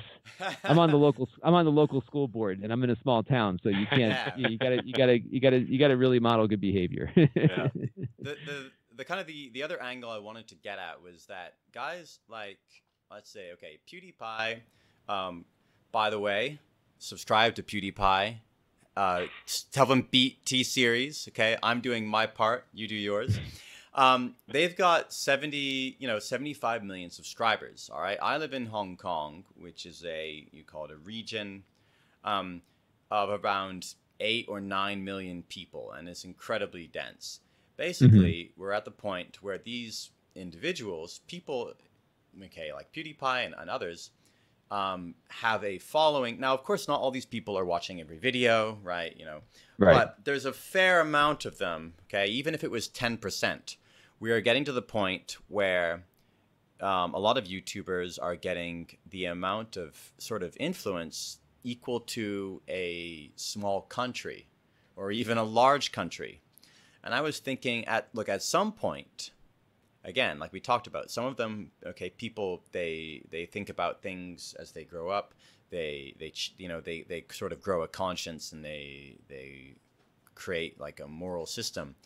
I think at some point, I mean, certainly you're going to be seeing guys like PewDiePie or Markiplier. It might not be them. It might be someone else, but it might be them becoming political and becoming, I would suppose you would say, like their own block in a way. Someone who's able to move 70 million people is not someone to be taken lightly.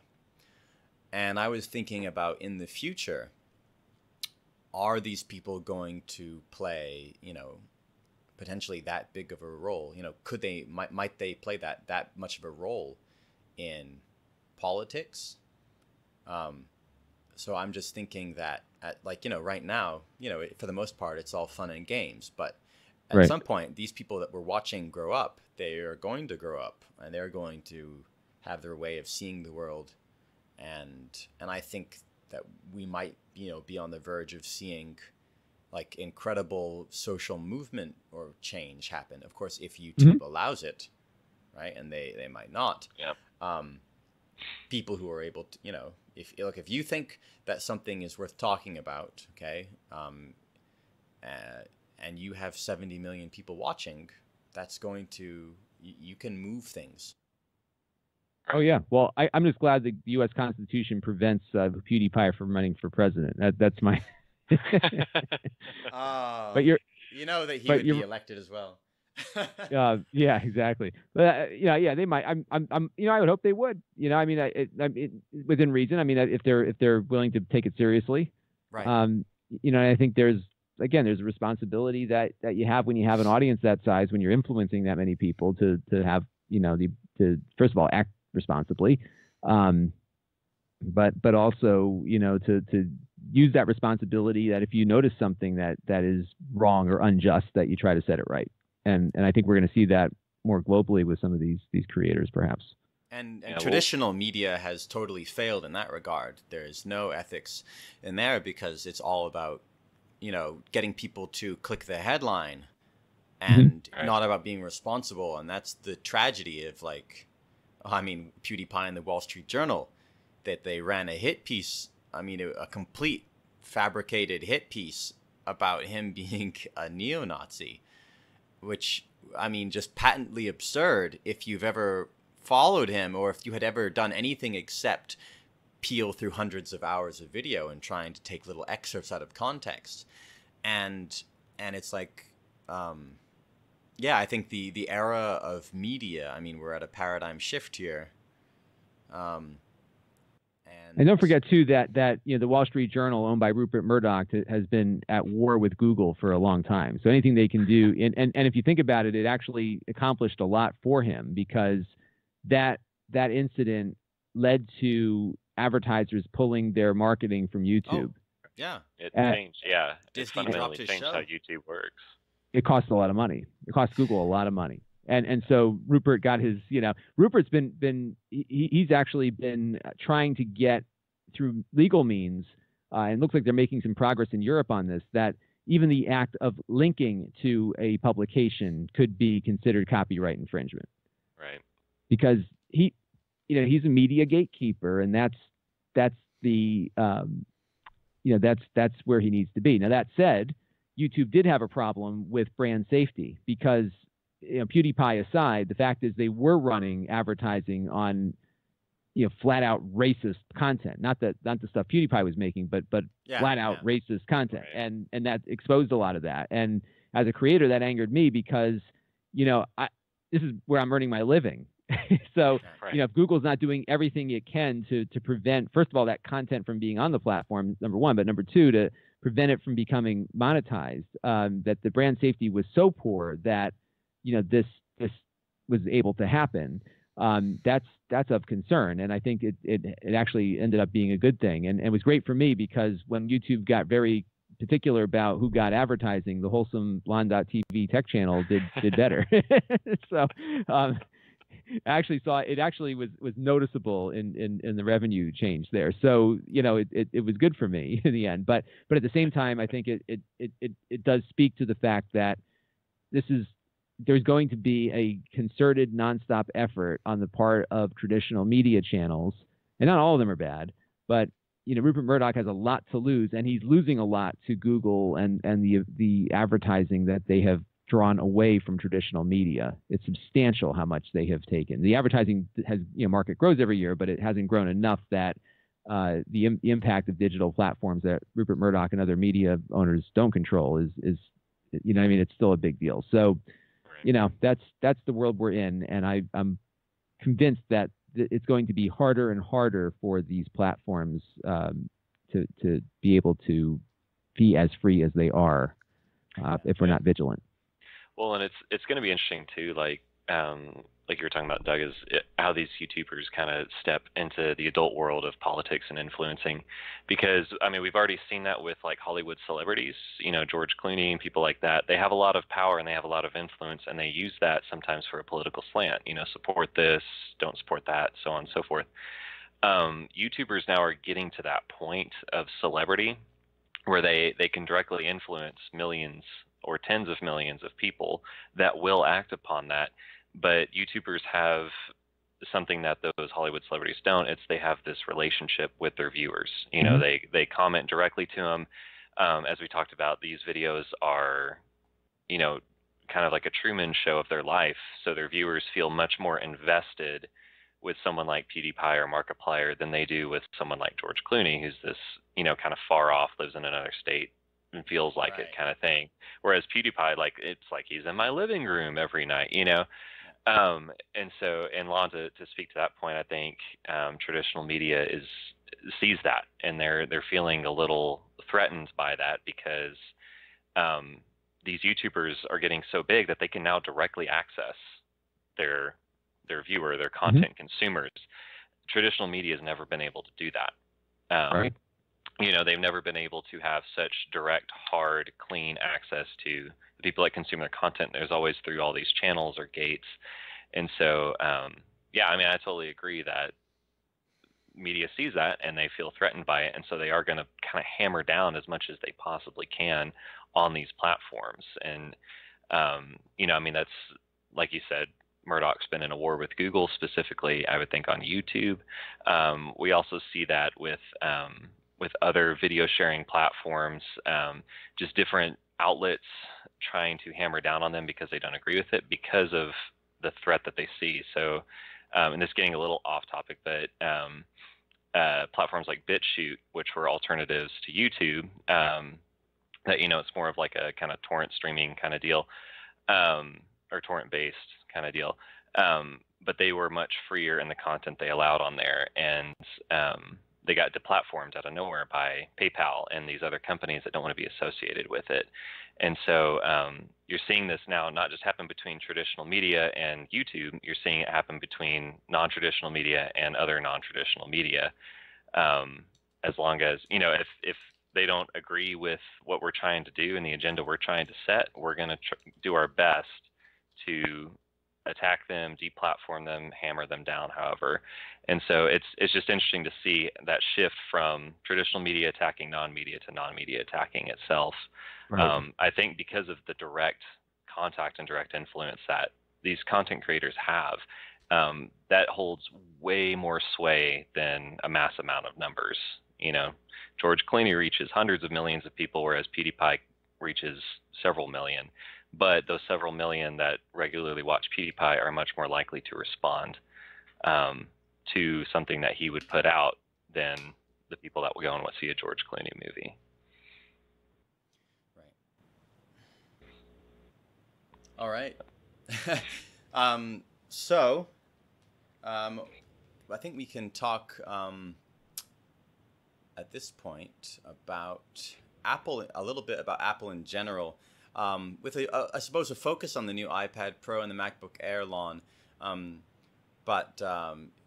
I think Apple's direction in general, there's been a lot of stuff about sort of the like the T2 chip blocking repairs, Amazon pulling retailers, like only specifically retailers of refurbished Apple products were allowed. So I think there's a lot of stuff there. But why don't we start with the launch of the new iPad Pro and the MacBook Air? You're the Mac guy. What is your take on the refreshes of both those? What do you think is the real big product there? I'll start with the MacBook Air because I was disappointed with that one. I felt like they went with the Y series processor on it, so that was I think not necessarily a mistake given that the 12-inch MacBook runs with it, but the actual hardware feels almost exactly the same as the cheap MacBook Pro. So from the look and feel perspective, so it's not any thinner. It tapers off at the front just to make it look a little different. But what I was expecting was a 13-inch version of the little MacBook, and it wasn't that. It's a laptop, and it's got a underpowered processor, and you can buy the MacBook Pro for like $100 more and get something so much more from the standpoint of performance. So that one was a head scratcher for me. It'll sell because it's the MacBook Air, and that's what people come in to buy. But the iPad Pro, I think they've done some nice work with it. If you have the old MacBook, the old iPad Pro from last year, it's no different. It's different aesthetically, but they've made some, I think, nice aesthetic improvements to it. First of all, there's a place to put the pen. And what's nice too is that the charging is now through a capacitive pad on that magnetic connector, so it's much more elegant than having the pen sticking out the bottom of your iPad like it was before. It was so funny. It's just like, this pen's so great, but it's just so weird to like just plug it into the, it just didn't. It looked foul. And very easy to break. It looked. Yeah, I would always be scared it was going to snap off. Yeah, it was just so un-Apple-like. But the new one, and what's funny is I never used the pen because I'm not a good artist, and I would have used it to take notes, but the darn thing was never charged when I needed to use it because I was never sticking it in the back of the thing. But over the last 2 weeks, I got the new 11-inch one. I've been using that thing constantly for notes and meetings. I'm taking pictures of documents that are getting handed out in the meeting with my phone. They're dropping right into the note as I'm writing away. I mean, I've been totally into it. So the iPad Pro is definitely a great device. The iPad Pro before it was also a great device. I think Apple's got the best pen in the business.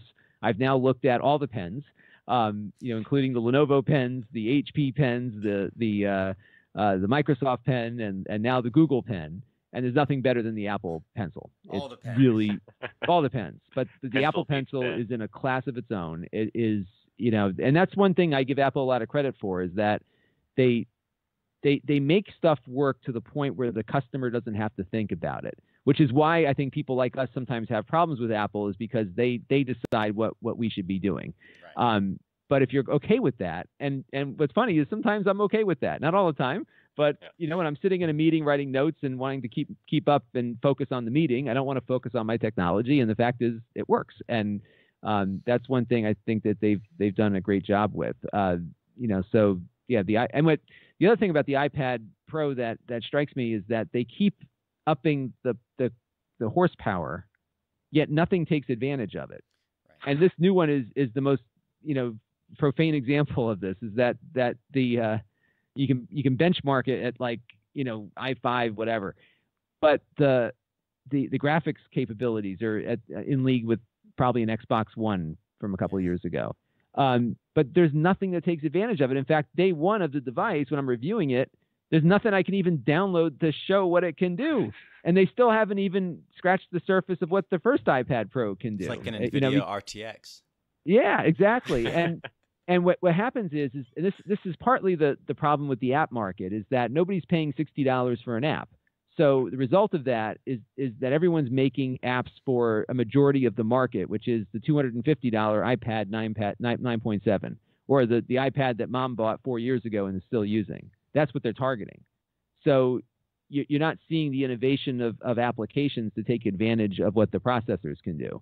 Right. You know, on the PC side, gaming is driving things forward significantly. You know, we're recording the show with OBS, which is an amazing piece of free software that utilizes some just amazing technology on these Intel chips and these NVIDIA GPUs for video processing in real time. It's just incredible what you can do with free. What I had to pay, you know, $5,000 for 5 years ago for my TriCaster. I mean, it's incredible. But you know, the reality is, I think there's a market for buying that stuff to make that happen. And on the iPad, I don't think there's a market to create apps that take advantage of the platform. And to a degree, I think that's kept the PC industry afloat because, you know, if the iPad suddenly can be your PC, you wouldn't be buying the PC anymore. You know, Right. the darn thing lasts 12, 15 hours, right? I mean, it's incredible. So here's where I think it's going to go. Mark my words, within a year, maybe 2 years, the 12-inch MacBook is going to be running with one of Apple's ARM processors. And it's going to be powerful. It's going to process 4K video. It's going to do all this crazy stuff, but it's only going to do those specific things that processor is optimized for.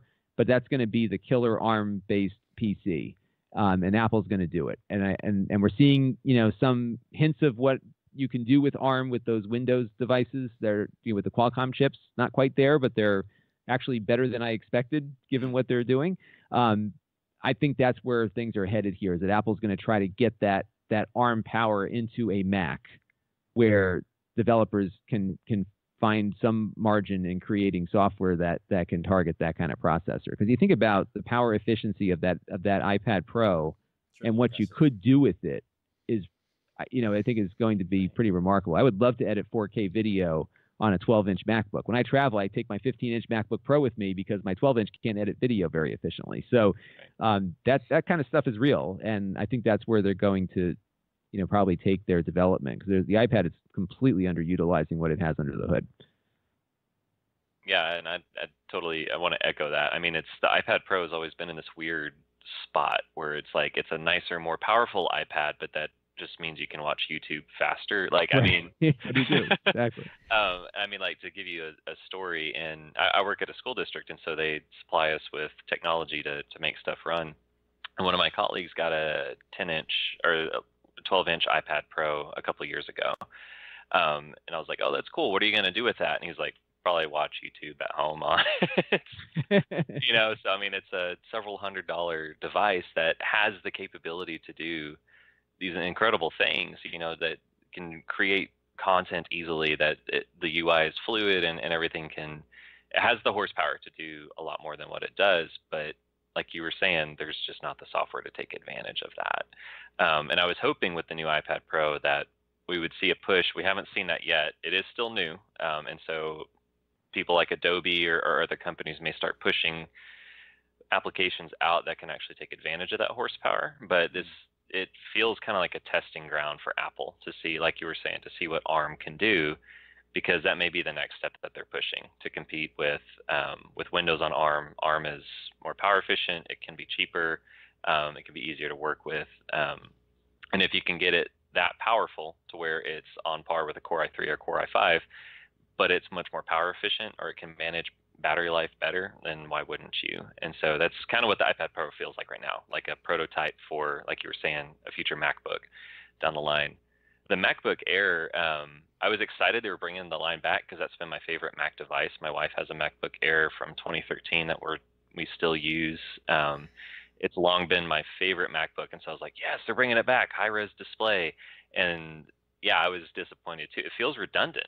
It feels, and not just redundant on one end, it feels redundant on it. It feels like a larger MacBook, like the 12-inch MacBook, and a weaker MacBook Pro 13. And so, like you're saying, there's not a well-defined space for this product, because the way that they price it, it's $100 cheaper than the MacBook Pro 13. So why wouldn't you spend the $100 more and get a much better value for that money?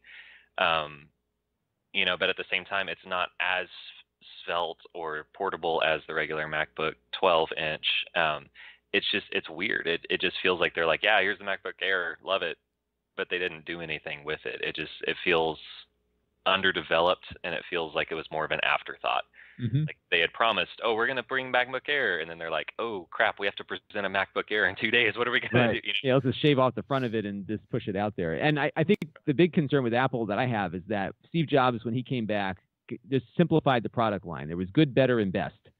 And now there's like good, sort of better, and it's getting confusing for consumers. And I'm worried that Apple's may have, just is maybe serving too many masters, or thinks they are, and it's created some problems, I think. Yeah, and you're seeing that bleed in all their product lines. I mean, with they offer how many iPhone? They offer iPhone 8, iPhone 10, 10R, 10s, 10s Max, and these are all really very similar devices. Like it used to be, here's the iPhone, and this is what you need. And then it was, here's the iPhone and the iPhone Plus if you want a bigger screen. But now, like you said, they're trying to cater to too many people. And this has really bled into their laptop space, and it's starting to get into the desktop space. They're bringing back the Mac Mini. That's also in a weird spot. I got one. Yeah, and again, one of my favorite Apple devices. Spot, I think. What's that? I think it's a cool. I mean, I like the idea of the Mac Mini with the eGPU. But that's what I've got going. It could be. Yeah. It's not. Yeah, there's a lot of other issues, but I like the concept. Yeah. I just think that's interesting. What I like about the Mac Mini concept is that you can build your iMac.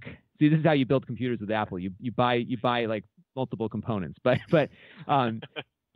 you can build your iMac and have it with the components you want, minus the hard drive inside the computer, which you can't change. But you get the computer, you get the monitor, and you get the GPU, and you can decide what those things are. That's what I found to be kind of neat with that. Although it'll cost you the same or more to do that. Yeah, and that's kind of what I was getting at. Is the pricing of the Mac Mini I think it's a little too high for what it is, but like you're saying, it's a good value proposition if you want to spend a little extra to be able to customize your Apple experience. But then you've got the iMac, the iMac Pro, the Mac Pro. There's talks of them releasing a new Mac Pro at the end of next year, early 2020. It seems like Apple's losing their focus. They used to be really honed in on, here's what we want to develop it, or here's what we want to develop. We're going to market it, and you guys are going to love it. And now it's like, okay, we're going to develop this. Do you guys like this? Yeah. Oh, testing the waters. If I like it. Where when Steve Jobs was there, it was like, hey, here's the phone, buy it, you idiot. Like this is what you want. Sell. Exactly. Yeah. And I'm looking right now on Apple's website. They still sell the iPhone 7 and the 8. Yeah. So what's the difference? I mean, the 7 and the 8 are very close to begin with. So it's just, what is going on here? Yeah. And I think what's happening too is one of the things that I love about the reviews that I do is I get a lot of stuff in from Lenovo, and they try everything, right? Yeah. They just release it, just ship it, see if it sells. And the pasta thing, they just throw the pasta on the wall and see what sticks. Yeah, and it's almost like Apple's becoming that with all these different things. And then they got rid of the phone that everyone I know that has one loves is the SE. Yeah. Because they like that tiny little phone with the right processor, and there's a reason I still have mine. My sister's like devastated over this, right? So, but it's bizarre what they're up to now, and I think I think what it speaks to is two things. There are two main businesses, which are the phones and the computers, have hit a maturity point where the technology is not moving as fast as it used to. Right. And so now it's a matter of trying to cater to what is the consumer looking for with this mature technology, which might be why there's so many SKUs. But they got to come up with some other thing that satisfy makes the people shareholders, really. Yeah. Although today I got the update on my watch for the ECG, and that is really nicely implemented for the heart rhythm monitor. While we're on this subject, I'm sorry to come back to that. There's something about the iPhone update. So if you have an iPhone, I want to talk about that after you talk about the ECG. Okay. Well, I just updated my iPhone, so hopefully what you're going to talk about isn't bad. Roll back, roll back. Yeah, roll back, roll back. But no, it's a pretty simple thing, but it's something that is the first consumer product that that's doing this. There has been other ECGs that are portable, but not to the extent that it's something you've got on you all the time, Right. and you can take an ECG whenever you want. It's kind of cool, and that's I think it's going to actually help people who don't realize they may have an AFib condition or something. So that health area, I think, has some legs, especially if health sensors get more accurate. The U.S. government's been a little more lax in how they approach some of these sensors, and I was reading something the other day that the AirPods might be the next vector for them to start looking at other ways to monitor your health. So that could be where they go with some of these things, is increasing sensors of personal health and that kind of things. And so now, what's wrong with the iPhone before I get? It was just because I've got a friend who works. Well, let's say I have a good source who warned me. He was like, "Don't update to the new iOS."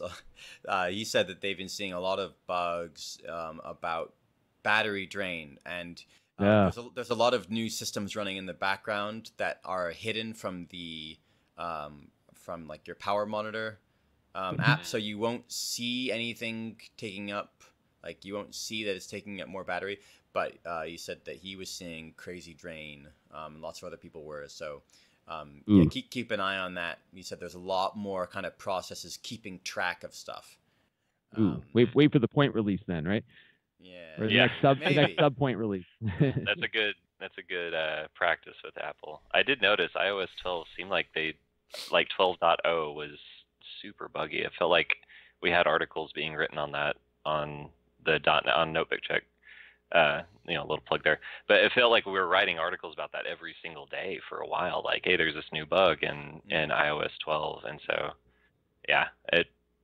kind of speaking back to Razer, it feels like in addition to Apple losing focus, it feels like their quality control is starting to go down, and that may just be because they're having to support so many different products. You're going to see that noticeable decline in quality control. Because instead of making sure that this works on the iPhone 4 and only the iPhone 4, they now have to make sure this works on, all the way back to iPhone 5, 5S, 6, 6S, 7, SE, 8, 10, 10S, 10R, 10S Max, and it's just going to go on and on and on. As they're supporting more and more product lines, they have to make sure their software works on it, and so there's going to be an increase in bugs and hiccups and stuff like that. So yeah, definitely always wait for X.1 before you update your iPhone. Well, I mean, I just hope that that they improve. It's like I actually tried to switch back to Macs because I was so upset with stuff. It's like Apple. It's almost like they intentionally support each other. Like, Apple intentionally doesn't let you access like the file system of your own damn computer and do stuff, because it's like they're telling you, like, if you want that, like, go use a PC. And then it's like the PC OEMs are like, here's a bunch of shit that we just put together and didn't test and didn't we don't care about supporting or making sure that it's like a nice user experience, and Microsoft is to blame for that as well, because I mean, God, so it's like Microsoft and the OEMs are like, yeah, let's keep pushing out products that like work kind of, but you're not going to be happy about using them, and you're not really going to enjoy it, because we want Apple. It's like their way of ensuring that Apple stays in the game. It's weird. I'm sure it's not intentional, but it's almost farcical, like that. It's like you feel like I'm being pushed towards Macs because when like the Windows issues and the hardware issues on the PC side, but then it's like it seems that Apple's also deliberately just not fixing a lot of stuff that they need to be fixing. I mean, as a company, I mean, their hardware, especially since 2016, has been an absolute nightmare for the consumer as well. I mean, and the keyboards are terrible, and that's the biggest problem I've had. The heating issue. Oh, we've had to replace so many of the keyboards at my job. I've heard that it may be heat related. I know that Apple's thermal engineering, basically, actually, and this is as I was talking about, the problem is that Apple influences the other manufacturers. So talking to the engineers at Dell, they told me that my XPS 13, the most recent one, is hitting 98 degrees on the cores before, for a minute before the fan comes on, because they use a different sensor. They're not looking at the CPU sensor. They've got a sensor on the embedded controller, like outside, which is outside of the thermal insulation. So they intentionally want they don't care about the CPU temperature. They are waiting for like the sort of the skin temperature to get hotter, but that sensor is beyond thermal insulation. So basically you're getting throttling for a while in order to reduce fan noise. And they were saying this is the direction. This is what I got in an email. Like this, basically, we are putting the XPS series, or we are heading towards the direction of quieter operation, not proper performance. That's because that's from Apple, because Apple's users are not too tech savvy, and they're like, it's loud. I don't want it to be loud. And what's funny though is that that's what I hear the most from viewers about a lot of times is because I never used to really talk about fan noise all that much, but there are people that is it for them. If it's a noisy fan, they don't want it. Yeah. Too distracting. And that's it. They're gone. So they'd rather have the thing throttle and not hear the fan. Well, so I've heard that it may be related, like on Mac Rumors, I've seen a lot of people talking about that the sticking the sticking keys may be related to like the heat, because they tend to be in hot areas, and like some, people who tend to run their laptops hot for a long time, like those MacBooks get real toasty. And I suspect it may have something to do with, again, sort of like expanding contraction of components. And so that's, God, what a nightmare. Like I would like to use Linux, but I need to get work done, and I need a laptop that works. So right. And it's like, but I just, so, I'm, as I would say, I'm rooting for them. Apple and Razer and all the other OEMs, which I will get to when I talk about Dell and Lenovo soon. Like, I'm rooting for you. I'm pulling for you. I'm just not going to use you. Right. Well, you got to use something, right? Yeah. So shall we move on to, all right, my comparison, because I think a lot of people want to know about this. These are two kind of your pro level, the MacBook Pros of the PC world, as we would say, the MacBook Pro 15s. And a lot of people want to know which is better, which should you buy. So here's the deal. Okay, between the XPS 159570 and the ThinkPad X1E or P1. I've got the P1. Andre, my partner, for Ultrabook Review, as the X1E. He's got another P1 that he's going to be doing a write-up for. So also in terms of the site, Andre's still going to be writing reviews, and I'm just going to be doing I think media and podcast stuff. But I've got my P1 here, and I've been using it for over a month, and I've had the XPS line. I mean, I've always been, I always was a fan of the XPS line, because I was just saying, well, it's not perfect, but it's sort of the best overall thing you can get. That's not the case anymore. But I spent, I recently did a 3-month review of the XPS 9570. And it's important to talk about this stuff because it doesn't come out on those NDA hands-on reviews. So what has happened? All right, let's talk about the XPS 15. There are still a lot of problems with the XPS 15. They have not fixed them. So, all right, latency, okay? If you run latency mod, you cannot do real-time audio on the XPS 15s because there are really high latency issues. And it might be Intel's fault with Coffee Lake or like Alpine Ridge. I don't know. But it's someone's fault. And, these latency issues that cause audio stuttering, for creators, so it kind of precludes it from being used for a large swath of professionals.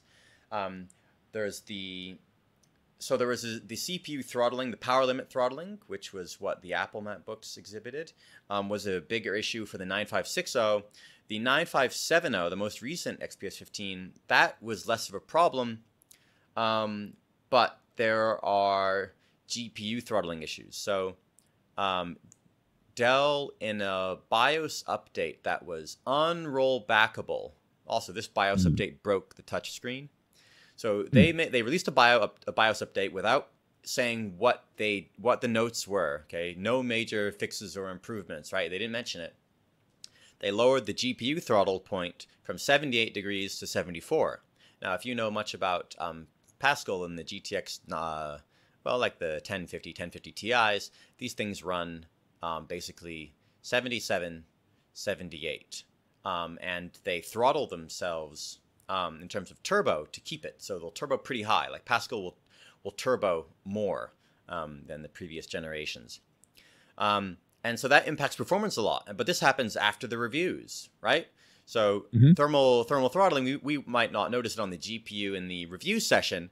And then suddenly they, without explaining why and without really admitting it, they drop the throttling temperature to 74 degrees is downright shady. And I've been seeing this happen with a lot more manufacturers, is that BIOS updates change the performance of the laptop after it's been released.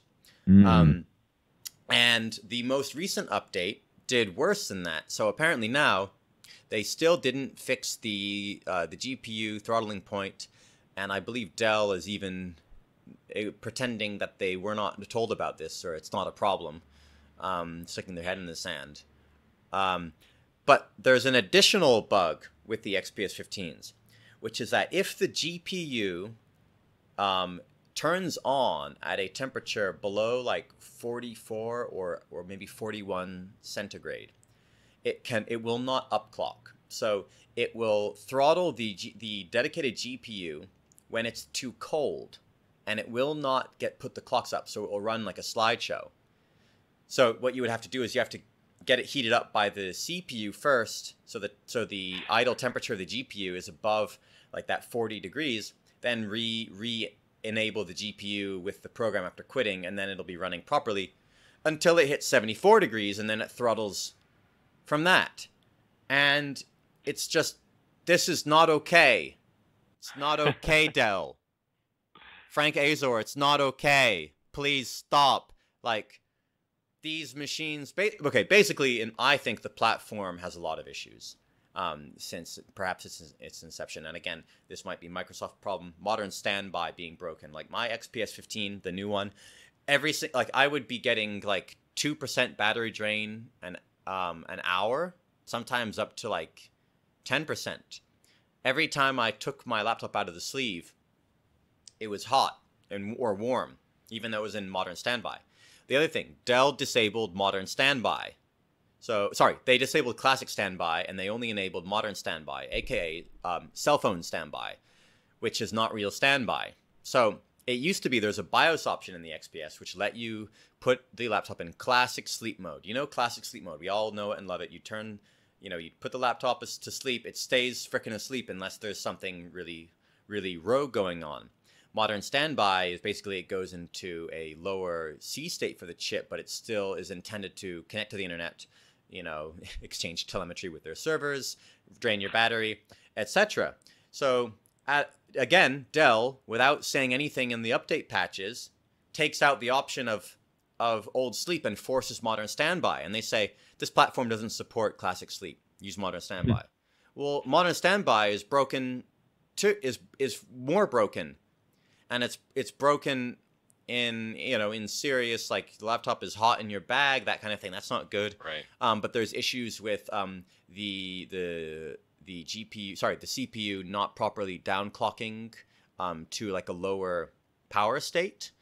So where normally these chips should be running at like 0.5, 0.7 watts on idle, they'll be like 2.4, 2 to 2.4 watts idle. So they're not properly downclocking. I would say like downvolting the CPUs.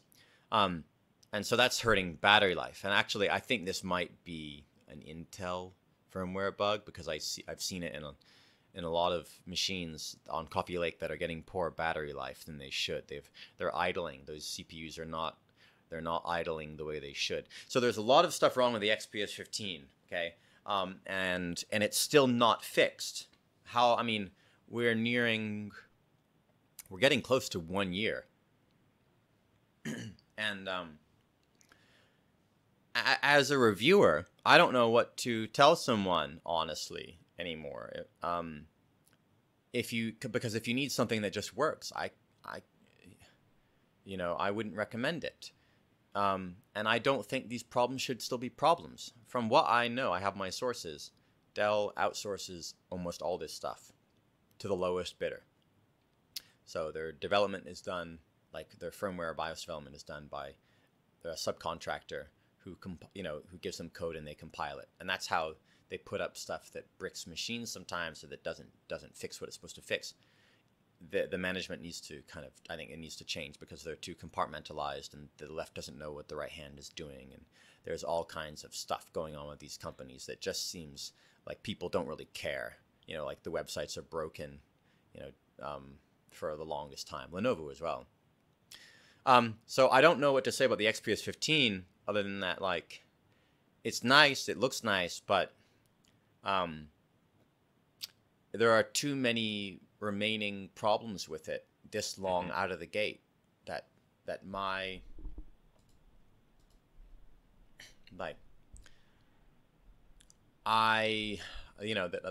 for the long-term review, I still can't say, okay, at least they fixed they broke their touchscreen, so at least they fixed that.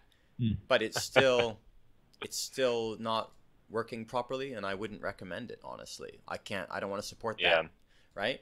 Now, yeah, and you guys can jump in at any time before I talk about the P1. So I work at a moderately sized school district, and I work in the IT department and database management and part of the tech rollout. And we contract with Apple and with Dell. And the Dell XPS 15 has long been one of our more popular options, especially for administrators and developers and people higher up the chain. But we constantly get issues, like you were saying, with the modern standby, just completely tanking. People would come into work and pull out their laptop that had been in their bag, and it was like almost painful to the touch, and then they would open it up, battery's completely dead. It boots into this BIOS splash screen that says charge your battery, and they're like, wow, I left this plugged in all day and didn't, and so it's a beautiful looking laptop, but like you're saying, trying to get Dell to work with us to repair these, and we have like a corporate relationship with Dell. We're not a huge school district. There are companies and other public entities that have bigger orders, but we're decently sized enough. But to get someone to come out and try and work on these, or to come out and actually know what the heck is going on, it's almost impossible, to the point where it's almost more time efficient for us to just replace the machine than to have a technician come out, because it's kind of almost a joke that a Dell technician will come out, he'll open it up and just stare at it for like 5 minutes, and then close it up and say, I'm going to take the laptop back to my supervisor and see what he has to say. Wouldn't they love you to do that too? Companies are going into, we talk about dictatorship as a service exported by China with their technology. It's like, software and hardware as a service. That's where the money is. So the thing is, all of these things are inherently anti-consumer, and they're anti-environment. That's kind of the speculation is like, are they intentionally killing these so we have to pay more in service costs, down the line? And just the fact that stuff that should be simple fixes, like space bars on the XPS 15 line, have stuck, or they tend to stick over time. I'm using an XPS 15 9560, and the space bar has broken on this thing 3 times already. And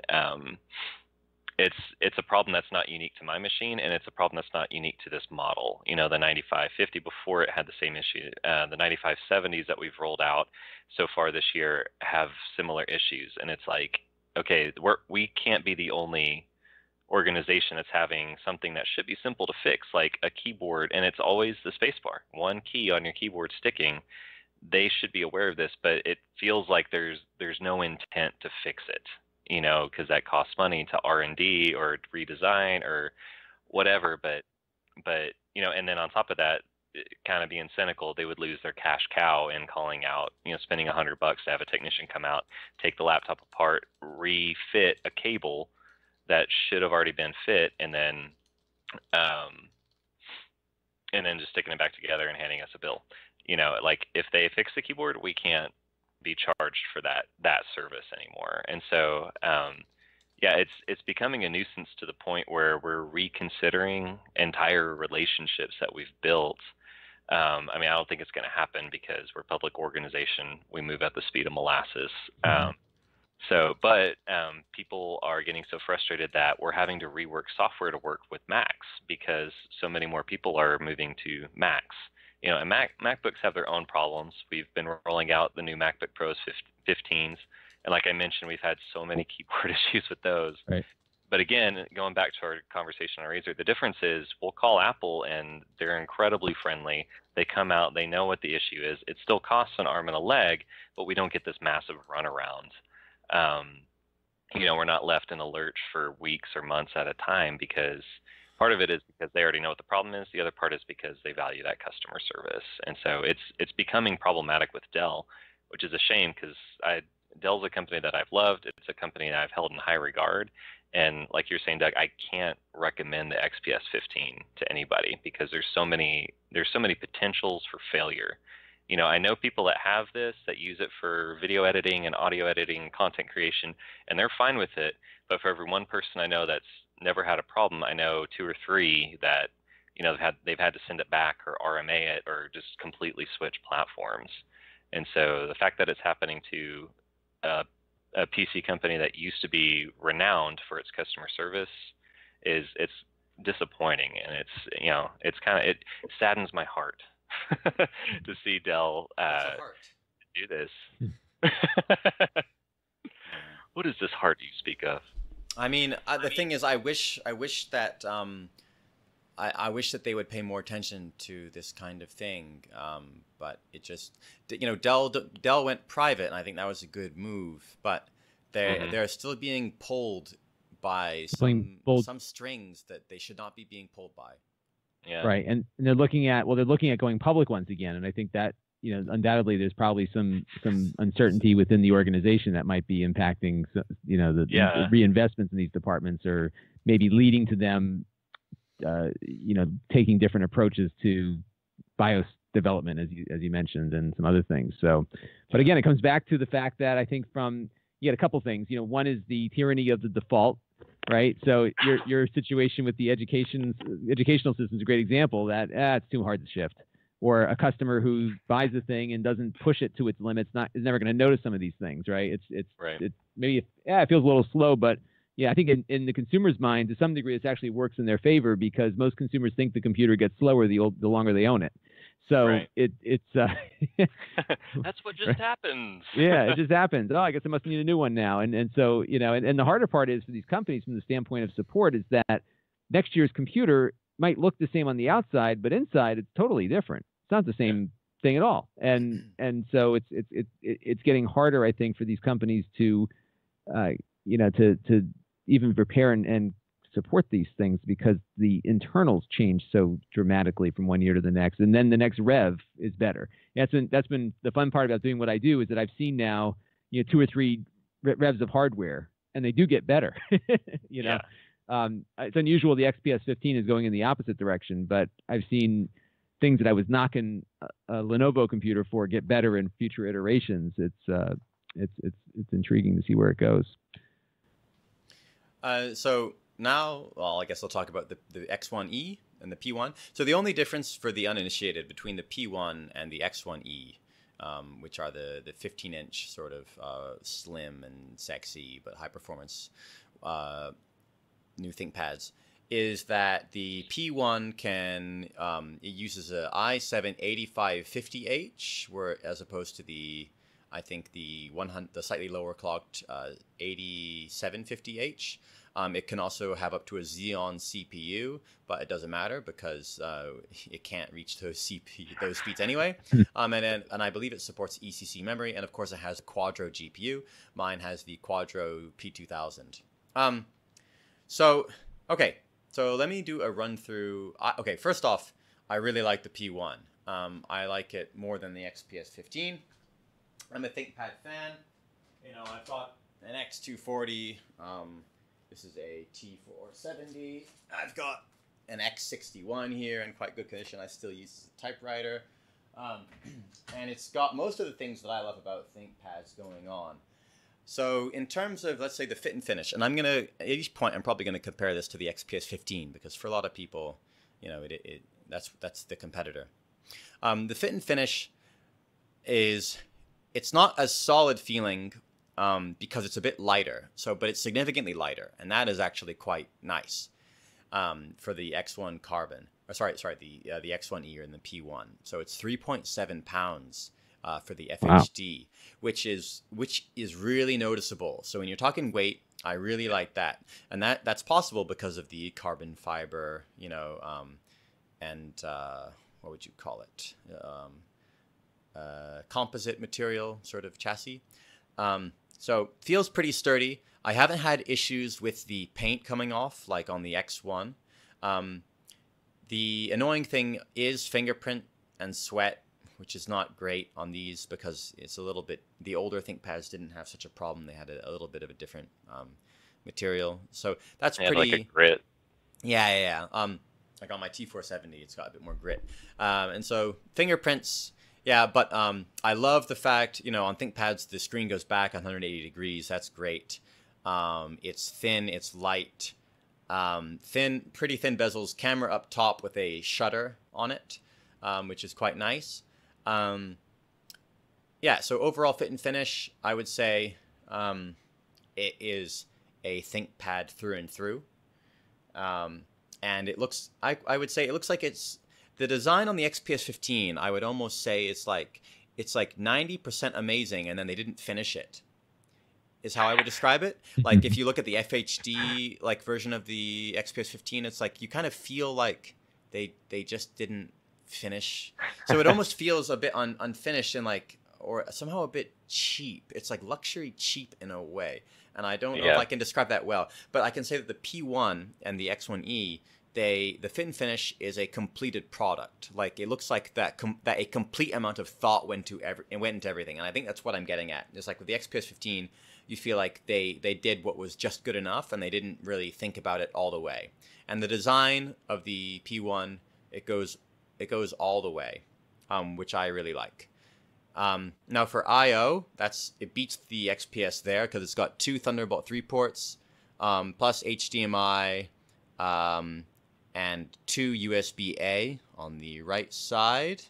It takes USB-C power delivery, so I use it with my Thunderbolt 3 graphics dock.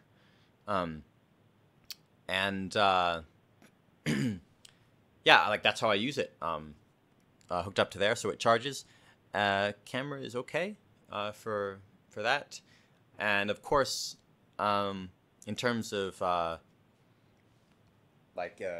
I/O, maybe I can lump in the the keyboard and the touchpad with that, but I'll talk about that separately, I suppose. The fingerprint, yeah, okay. So the fingerprint reader, I put that under I/O, is not great. So the one in the XPS is better in terms of reliability and speed by far, and I'm probably at like 50%.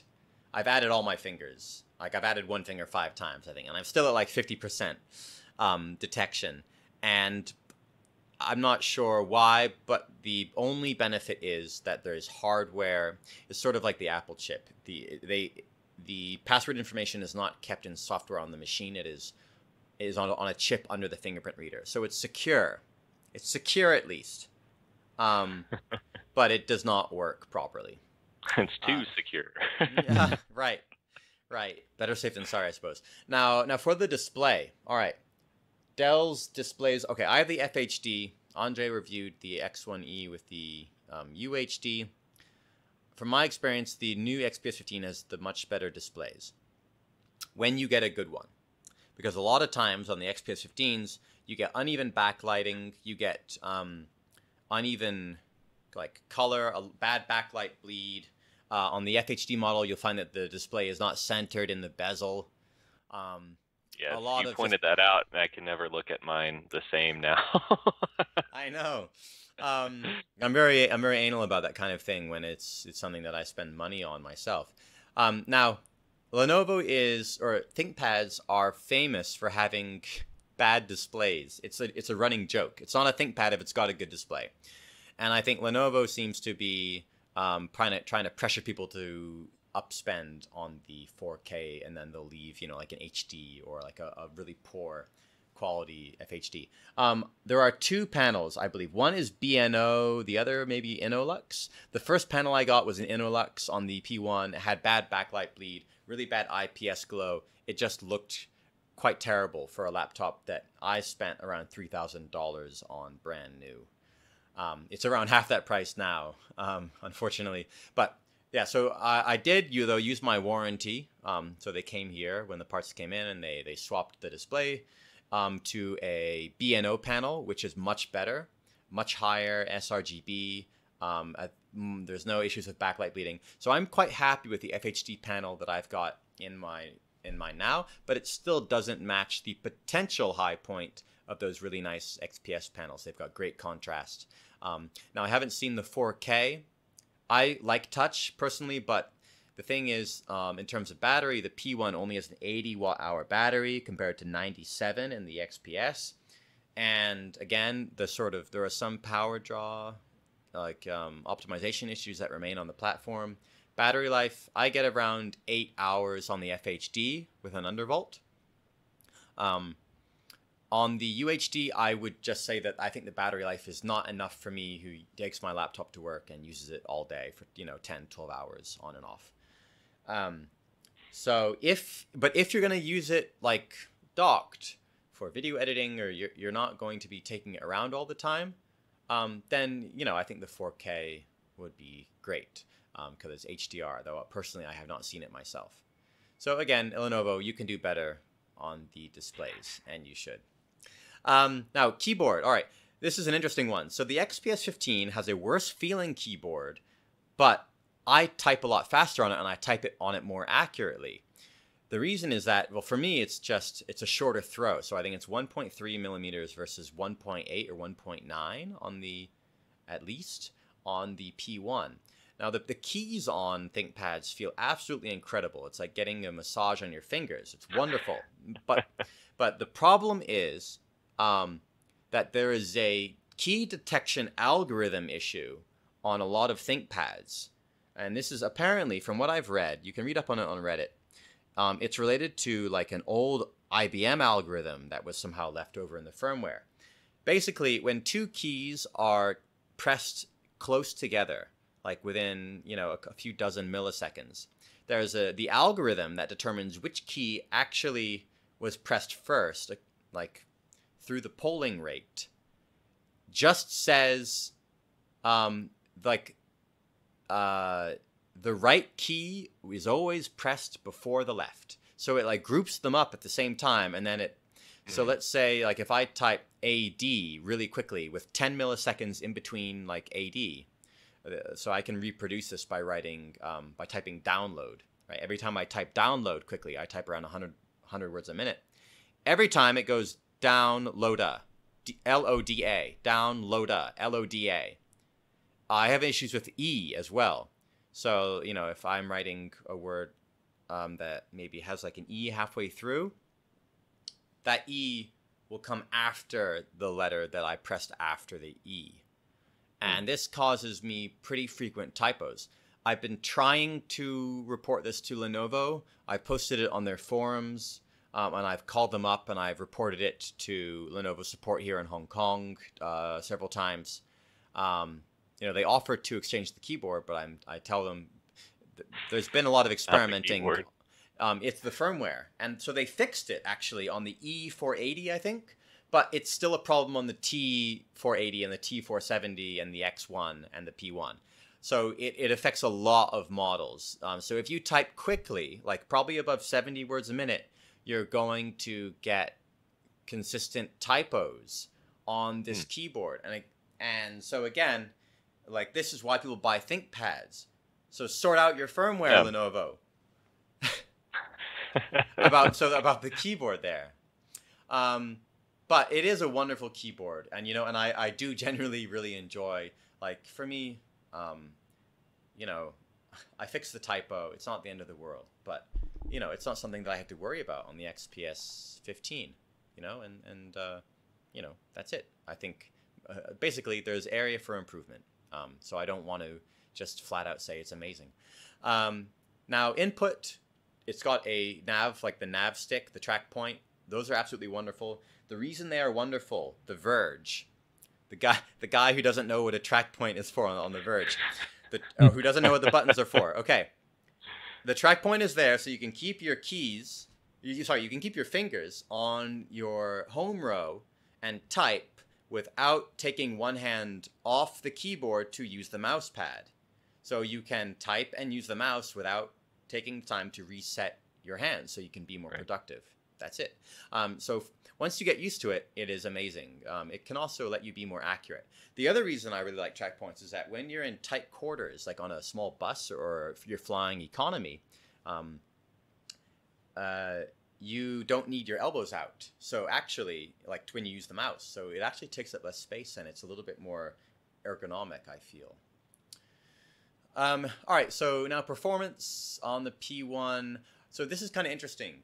So the XPS 15 has better cooling for the CPU than the ThinkPad X1E does, and it's because the X1E and the P1 are lighter. I think the heat sink, the heat solution on the P1 is a bit less robust, and that's saying something because it's not that great on the XPS 15 either, as I think a lot of us who have had one know. And so basically where are we? If Andre may have a picture of the cooling assembling that I'd like to show you guys. Yeah, so on the XPS 15, you can run the CPU harder for longer, and it doesn't get as hot. So I score about like 1250 Cinebench on the i7-8750 on the XPS 15. I have the 8850 here, which should be faster, but it's not. I cannot break 1180 with an undervolt. And it was probably hitting around like 1050 without an undervolt, and I've repasted it. And basically, the fan curve, the fans are not as big. They're more high pitched on the X1E and the P1. It's a bit more whiny. I think they're moving a bit less air than the XPS. And because the laptop is lighter, I suspect that it's a less dense it's like a heat sink assembly, which is not cooling it as efficiently. Now, graphics-wise, they seem to run better or more consistently because they don't have the issues that they don't have the issue. Oh, sorry, here we are. They don't have the issue that the XPS does with the ridiculous GPU throttling stuff. Perfect GPU window. Yeah. Now, what I noticed is that my CPU running benchmarks, one of the cores was almost 20. Two of the cores were almost 20 degrees hotter than the other cores. Now, this is a flaw with basically what that means is that the CPU, or that the heatsink is not making proper contact with the die of the CPU. The GPU is okay, but the CPU, when you're getting that much temperature differential, what happens is you'll get throttling because one core hits 98 while the other one's at 78. But what that actually means is you should be at 78 on all your cores, which means that you should still be able to get a lot more performance. It's because their heatsink design is just not great here on the P1 X1E. You can see there are 3 screws there, Lon, and what that basically means, it's really important to have equal pressure on the die. Equal pressure is especially for what we call a low pressure solution. Laptops don't have like a giant block of aluminum or copper on them, like a big weight. So it's relatively low pressure. It's only like kind of the spring force of the screws. And you get uneven pressure, it's very difficult to get proper contact. Razer used to do this. I think that they don't do it anymore, hopefully. But like a tripod heat assembly is no bueno for that reason. So you can see here, There's a screw on the GPU above, so that's even, a screw in the GPU below, but it's a tripod assembly here, and it results in not great contact. So after some careful rebalancing, I was able to get core temperatures between about 7 degrees at max load.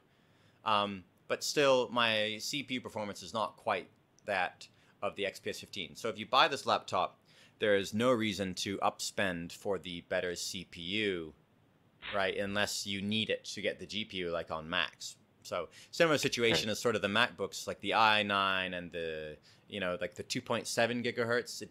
You're not getting any faster turbo boost than the 2.2 gigahertz. But I'm able to, sustain 3.7 gigahertz on all cores. In theory, you can overclock the 8850 up to like 4.4 on all cores. But it can't really handle it that well. Yeah. Because the solution is just lightweight. I mean, it's a 3.7 pound laptop. I think that's an okay compromise, but but there's no reason to get a Xeon unless you need that ECC memory, because you're not going to get that performance. I think that a lot of people want to know how the P2000, the Quadro, compares to like the GTX 1050 Ti in terms of gaming. So you can use it for gaming.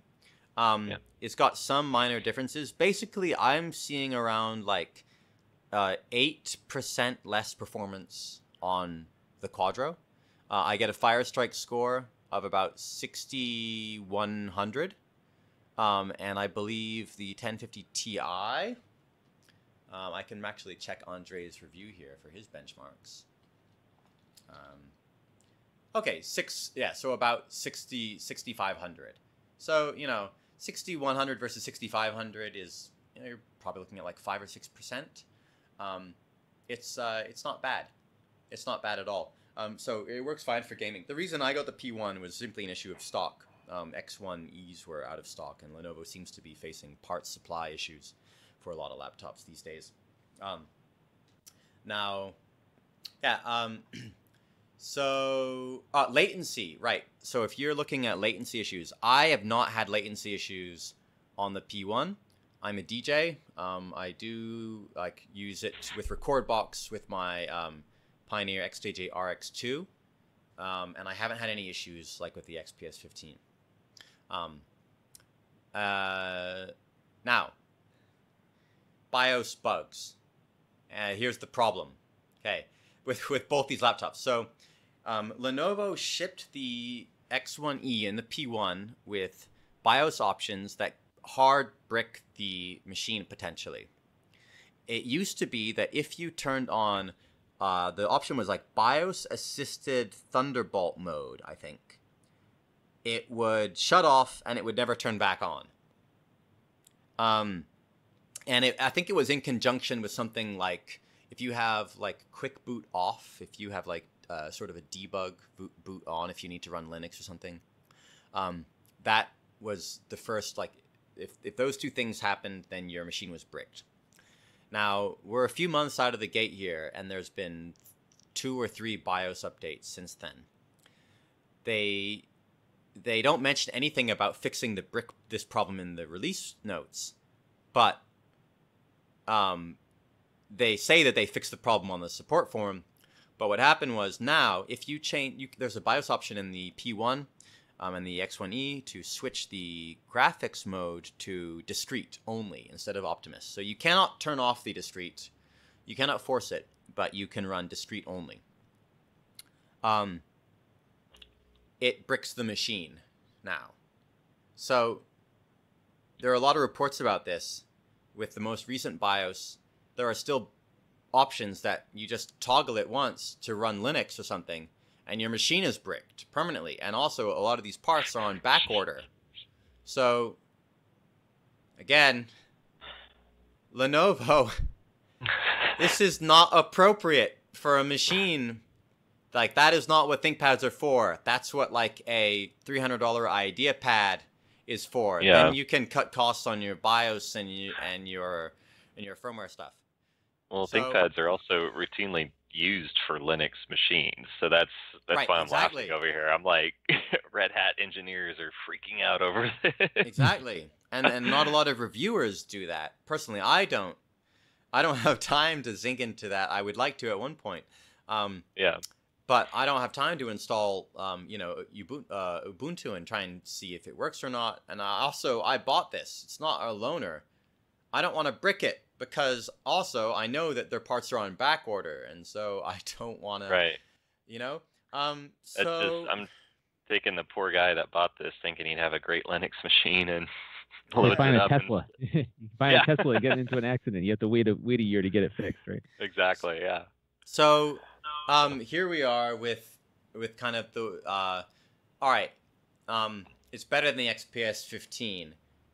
If you buy it, don't mess with the BIOS settings. As long as you don't load Linux, you'll be fine. Yeah. The keyboard is a bit of a disappointment. I know that they can fix it. I trust that they're going to fix it. That's a reservation there for us fast typers. I think the thermals, they're not great, but they're acceptable. It's not as bad as the MacBooks are. I'm still happy with 1200 Cinebench multi. At 3.7 sustained on all cores is a good load. The graphics performance is quite solid on the P2000. I didn't mention this. There are two M.2 PCIe NVMe bays, which is excellent. XPS 15 only has one, and it's great that more and more manufacturers are having two bays. I think this is the way to go. The 2.5-inch drive, it'll be just for external storage. Well, and you can run NVMe and RAID as well, right? For faster speeds. Is that? If you have big balls, Sam. If you want to do that, for me personally, because I have a WD Blue 500 1 terabyte M2 drive, it's a cheap, reliable M2 drive. It's not the NVMe. And it came with a 512 drive, so I just use the 512 drive for Windows, and then I have all my music and media and games on the 1 terabyte SATA drive because it costs like $250. So for me, then I wouldn't run it in RAID because I'd lose that performance. But I just like the fact that I can switch out. You could install Linux on one. You don't need to worry about. It's safer for your data. It's upgradable. Right. By the way, the BIOS does support up to 4 gigs of solid state storage, and 64 gigs of RAM. So that is a really nice. That's a good benefit here on the P1, and it's something I'm happy to see. Oh. Yeah. I mean, so was there anything else that I haven't mentioned that you for these two machines? Anything that you guys are curious about? That's good overviews. Yeah, I knew very little about the P1 and the X1 Extreme. I know they were kind of making waves, so it's good to get kind of like a hands-on look at use cases for these. That's pretty awesome. Yeah. And standby works on the P1. Okay, so I should also say that they don't force you to use modern standby. You can use it if you want. But for me, I think modern standby is not ready yet. It should not be pushed out because people need these machines to work. We're not guinea pigs. We're not being paid for the privilege. We're paying for the privilege of testing these things essentially. Right. Classic standby still an option. I've never had an issue with it waking up in my bag. It's been rock solid with my Thunderbolt docks with games as an external GPU with music. So I've been very happy with it other than those couple, sort of firmware issues more or less. Yeah. Yeah. Well, right on. So, is that it then? We hit the agenda. All yeah, right. I think we're at a good spot. Awesome. Well, that was 2 hours and 38 minutes, gentlemen, and I know I rattled on at some point. It's when I talk about laptops, I get all worked up. But I really enjoyed talking about this with you guys. So hopefully, I would like to make this either a weekly or a bi-weekly thing and keep a running tab of important kind of news stuff. And, you know, it doesn't need to be a 3-hour extravaganza each time, but, you know, you could do, you know, an hour here. But I think when there's important things to talk about, we should talk about them. So I'm really happy to have you guys join us. I think maybe we can do something good with this. And as for our potential viewers, I really hope that this is fulfilling a niche, and I hope that you guys recognize this as sort of like a genuine media force, that we want to, you know, we want products to be better for people, for the environment, for, you know, for companies to be better. And definitely open to any constructive criticism. So if there's any topics that you are keen on talking about, or any suggestions, you know, I think we're open for that, and to be engaged in the community. So with that, I'd like to thank everybody watching this as I eventually put this on YouTube. And great talking with you, Sam and Lon. Yeah, good deal. Thanks for having us on. Yeah, a lot of fun.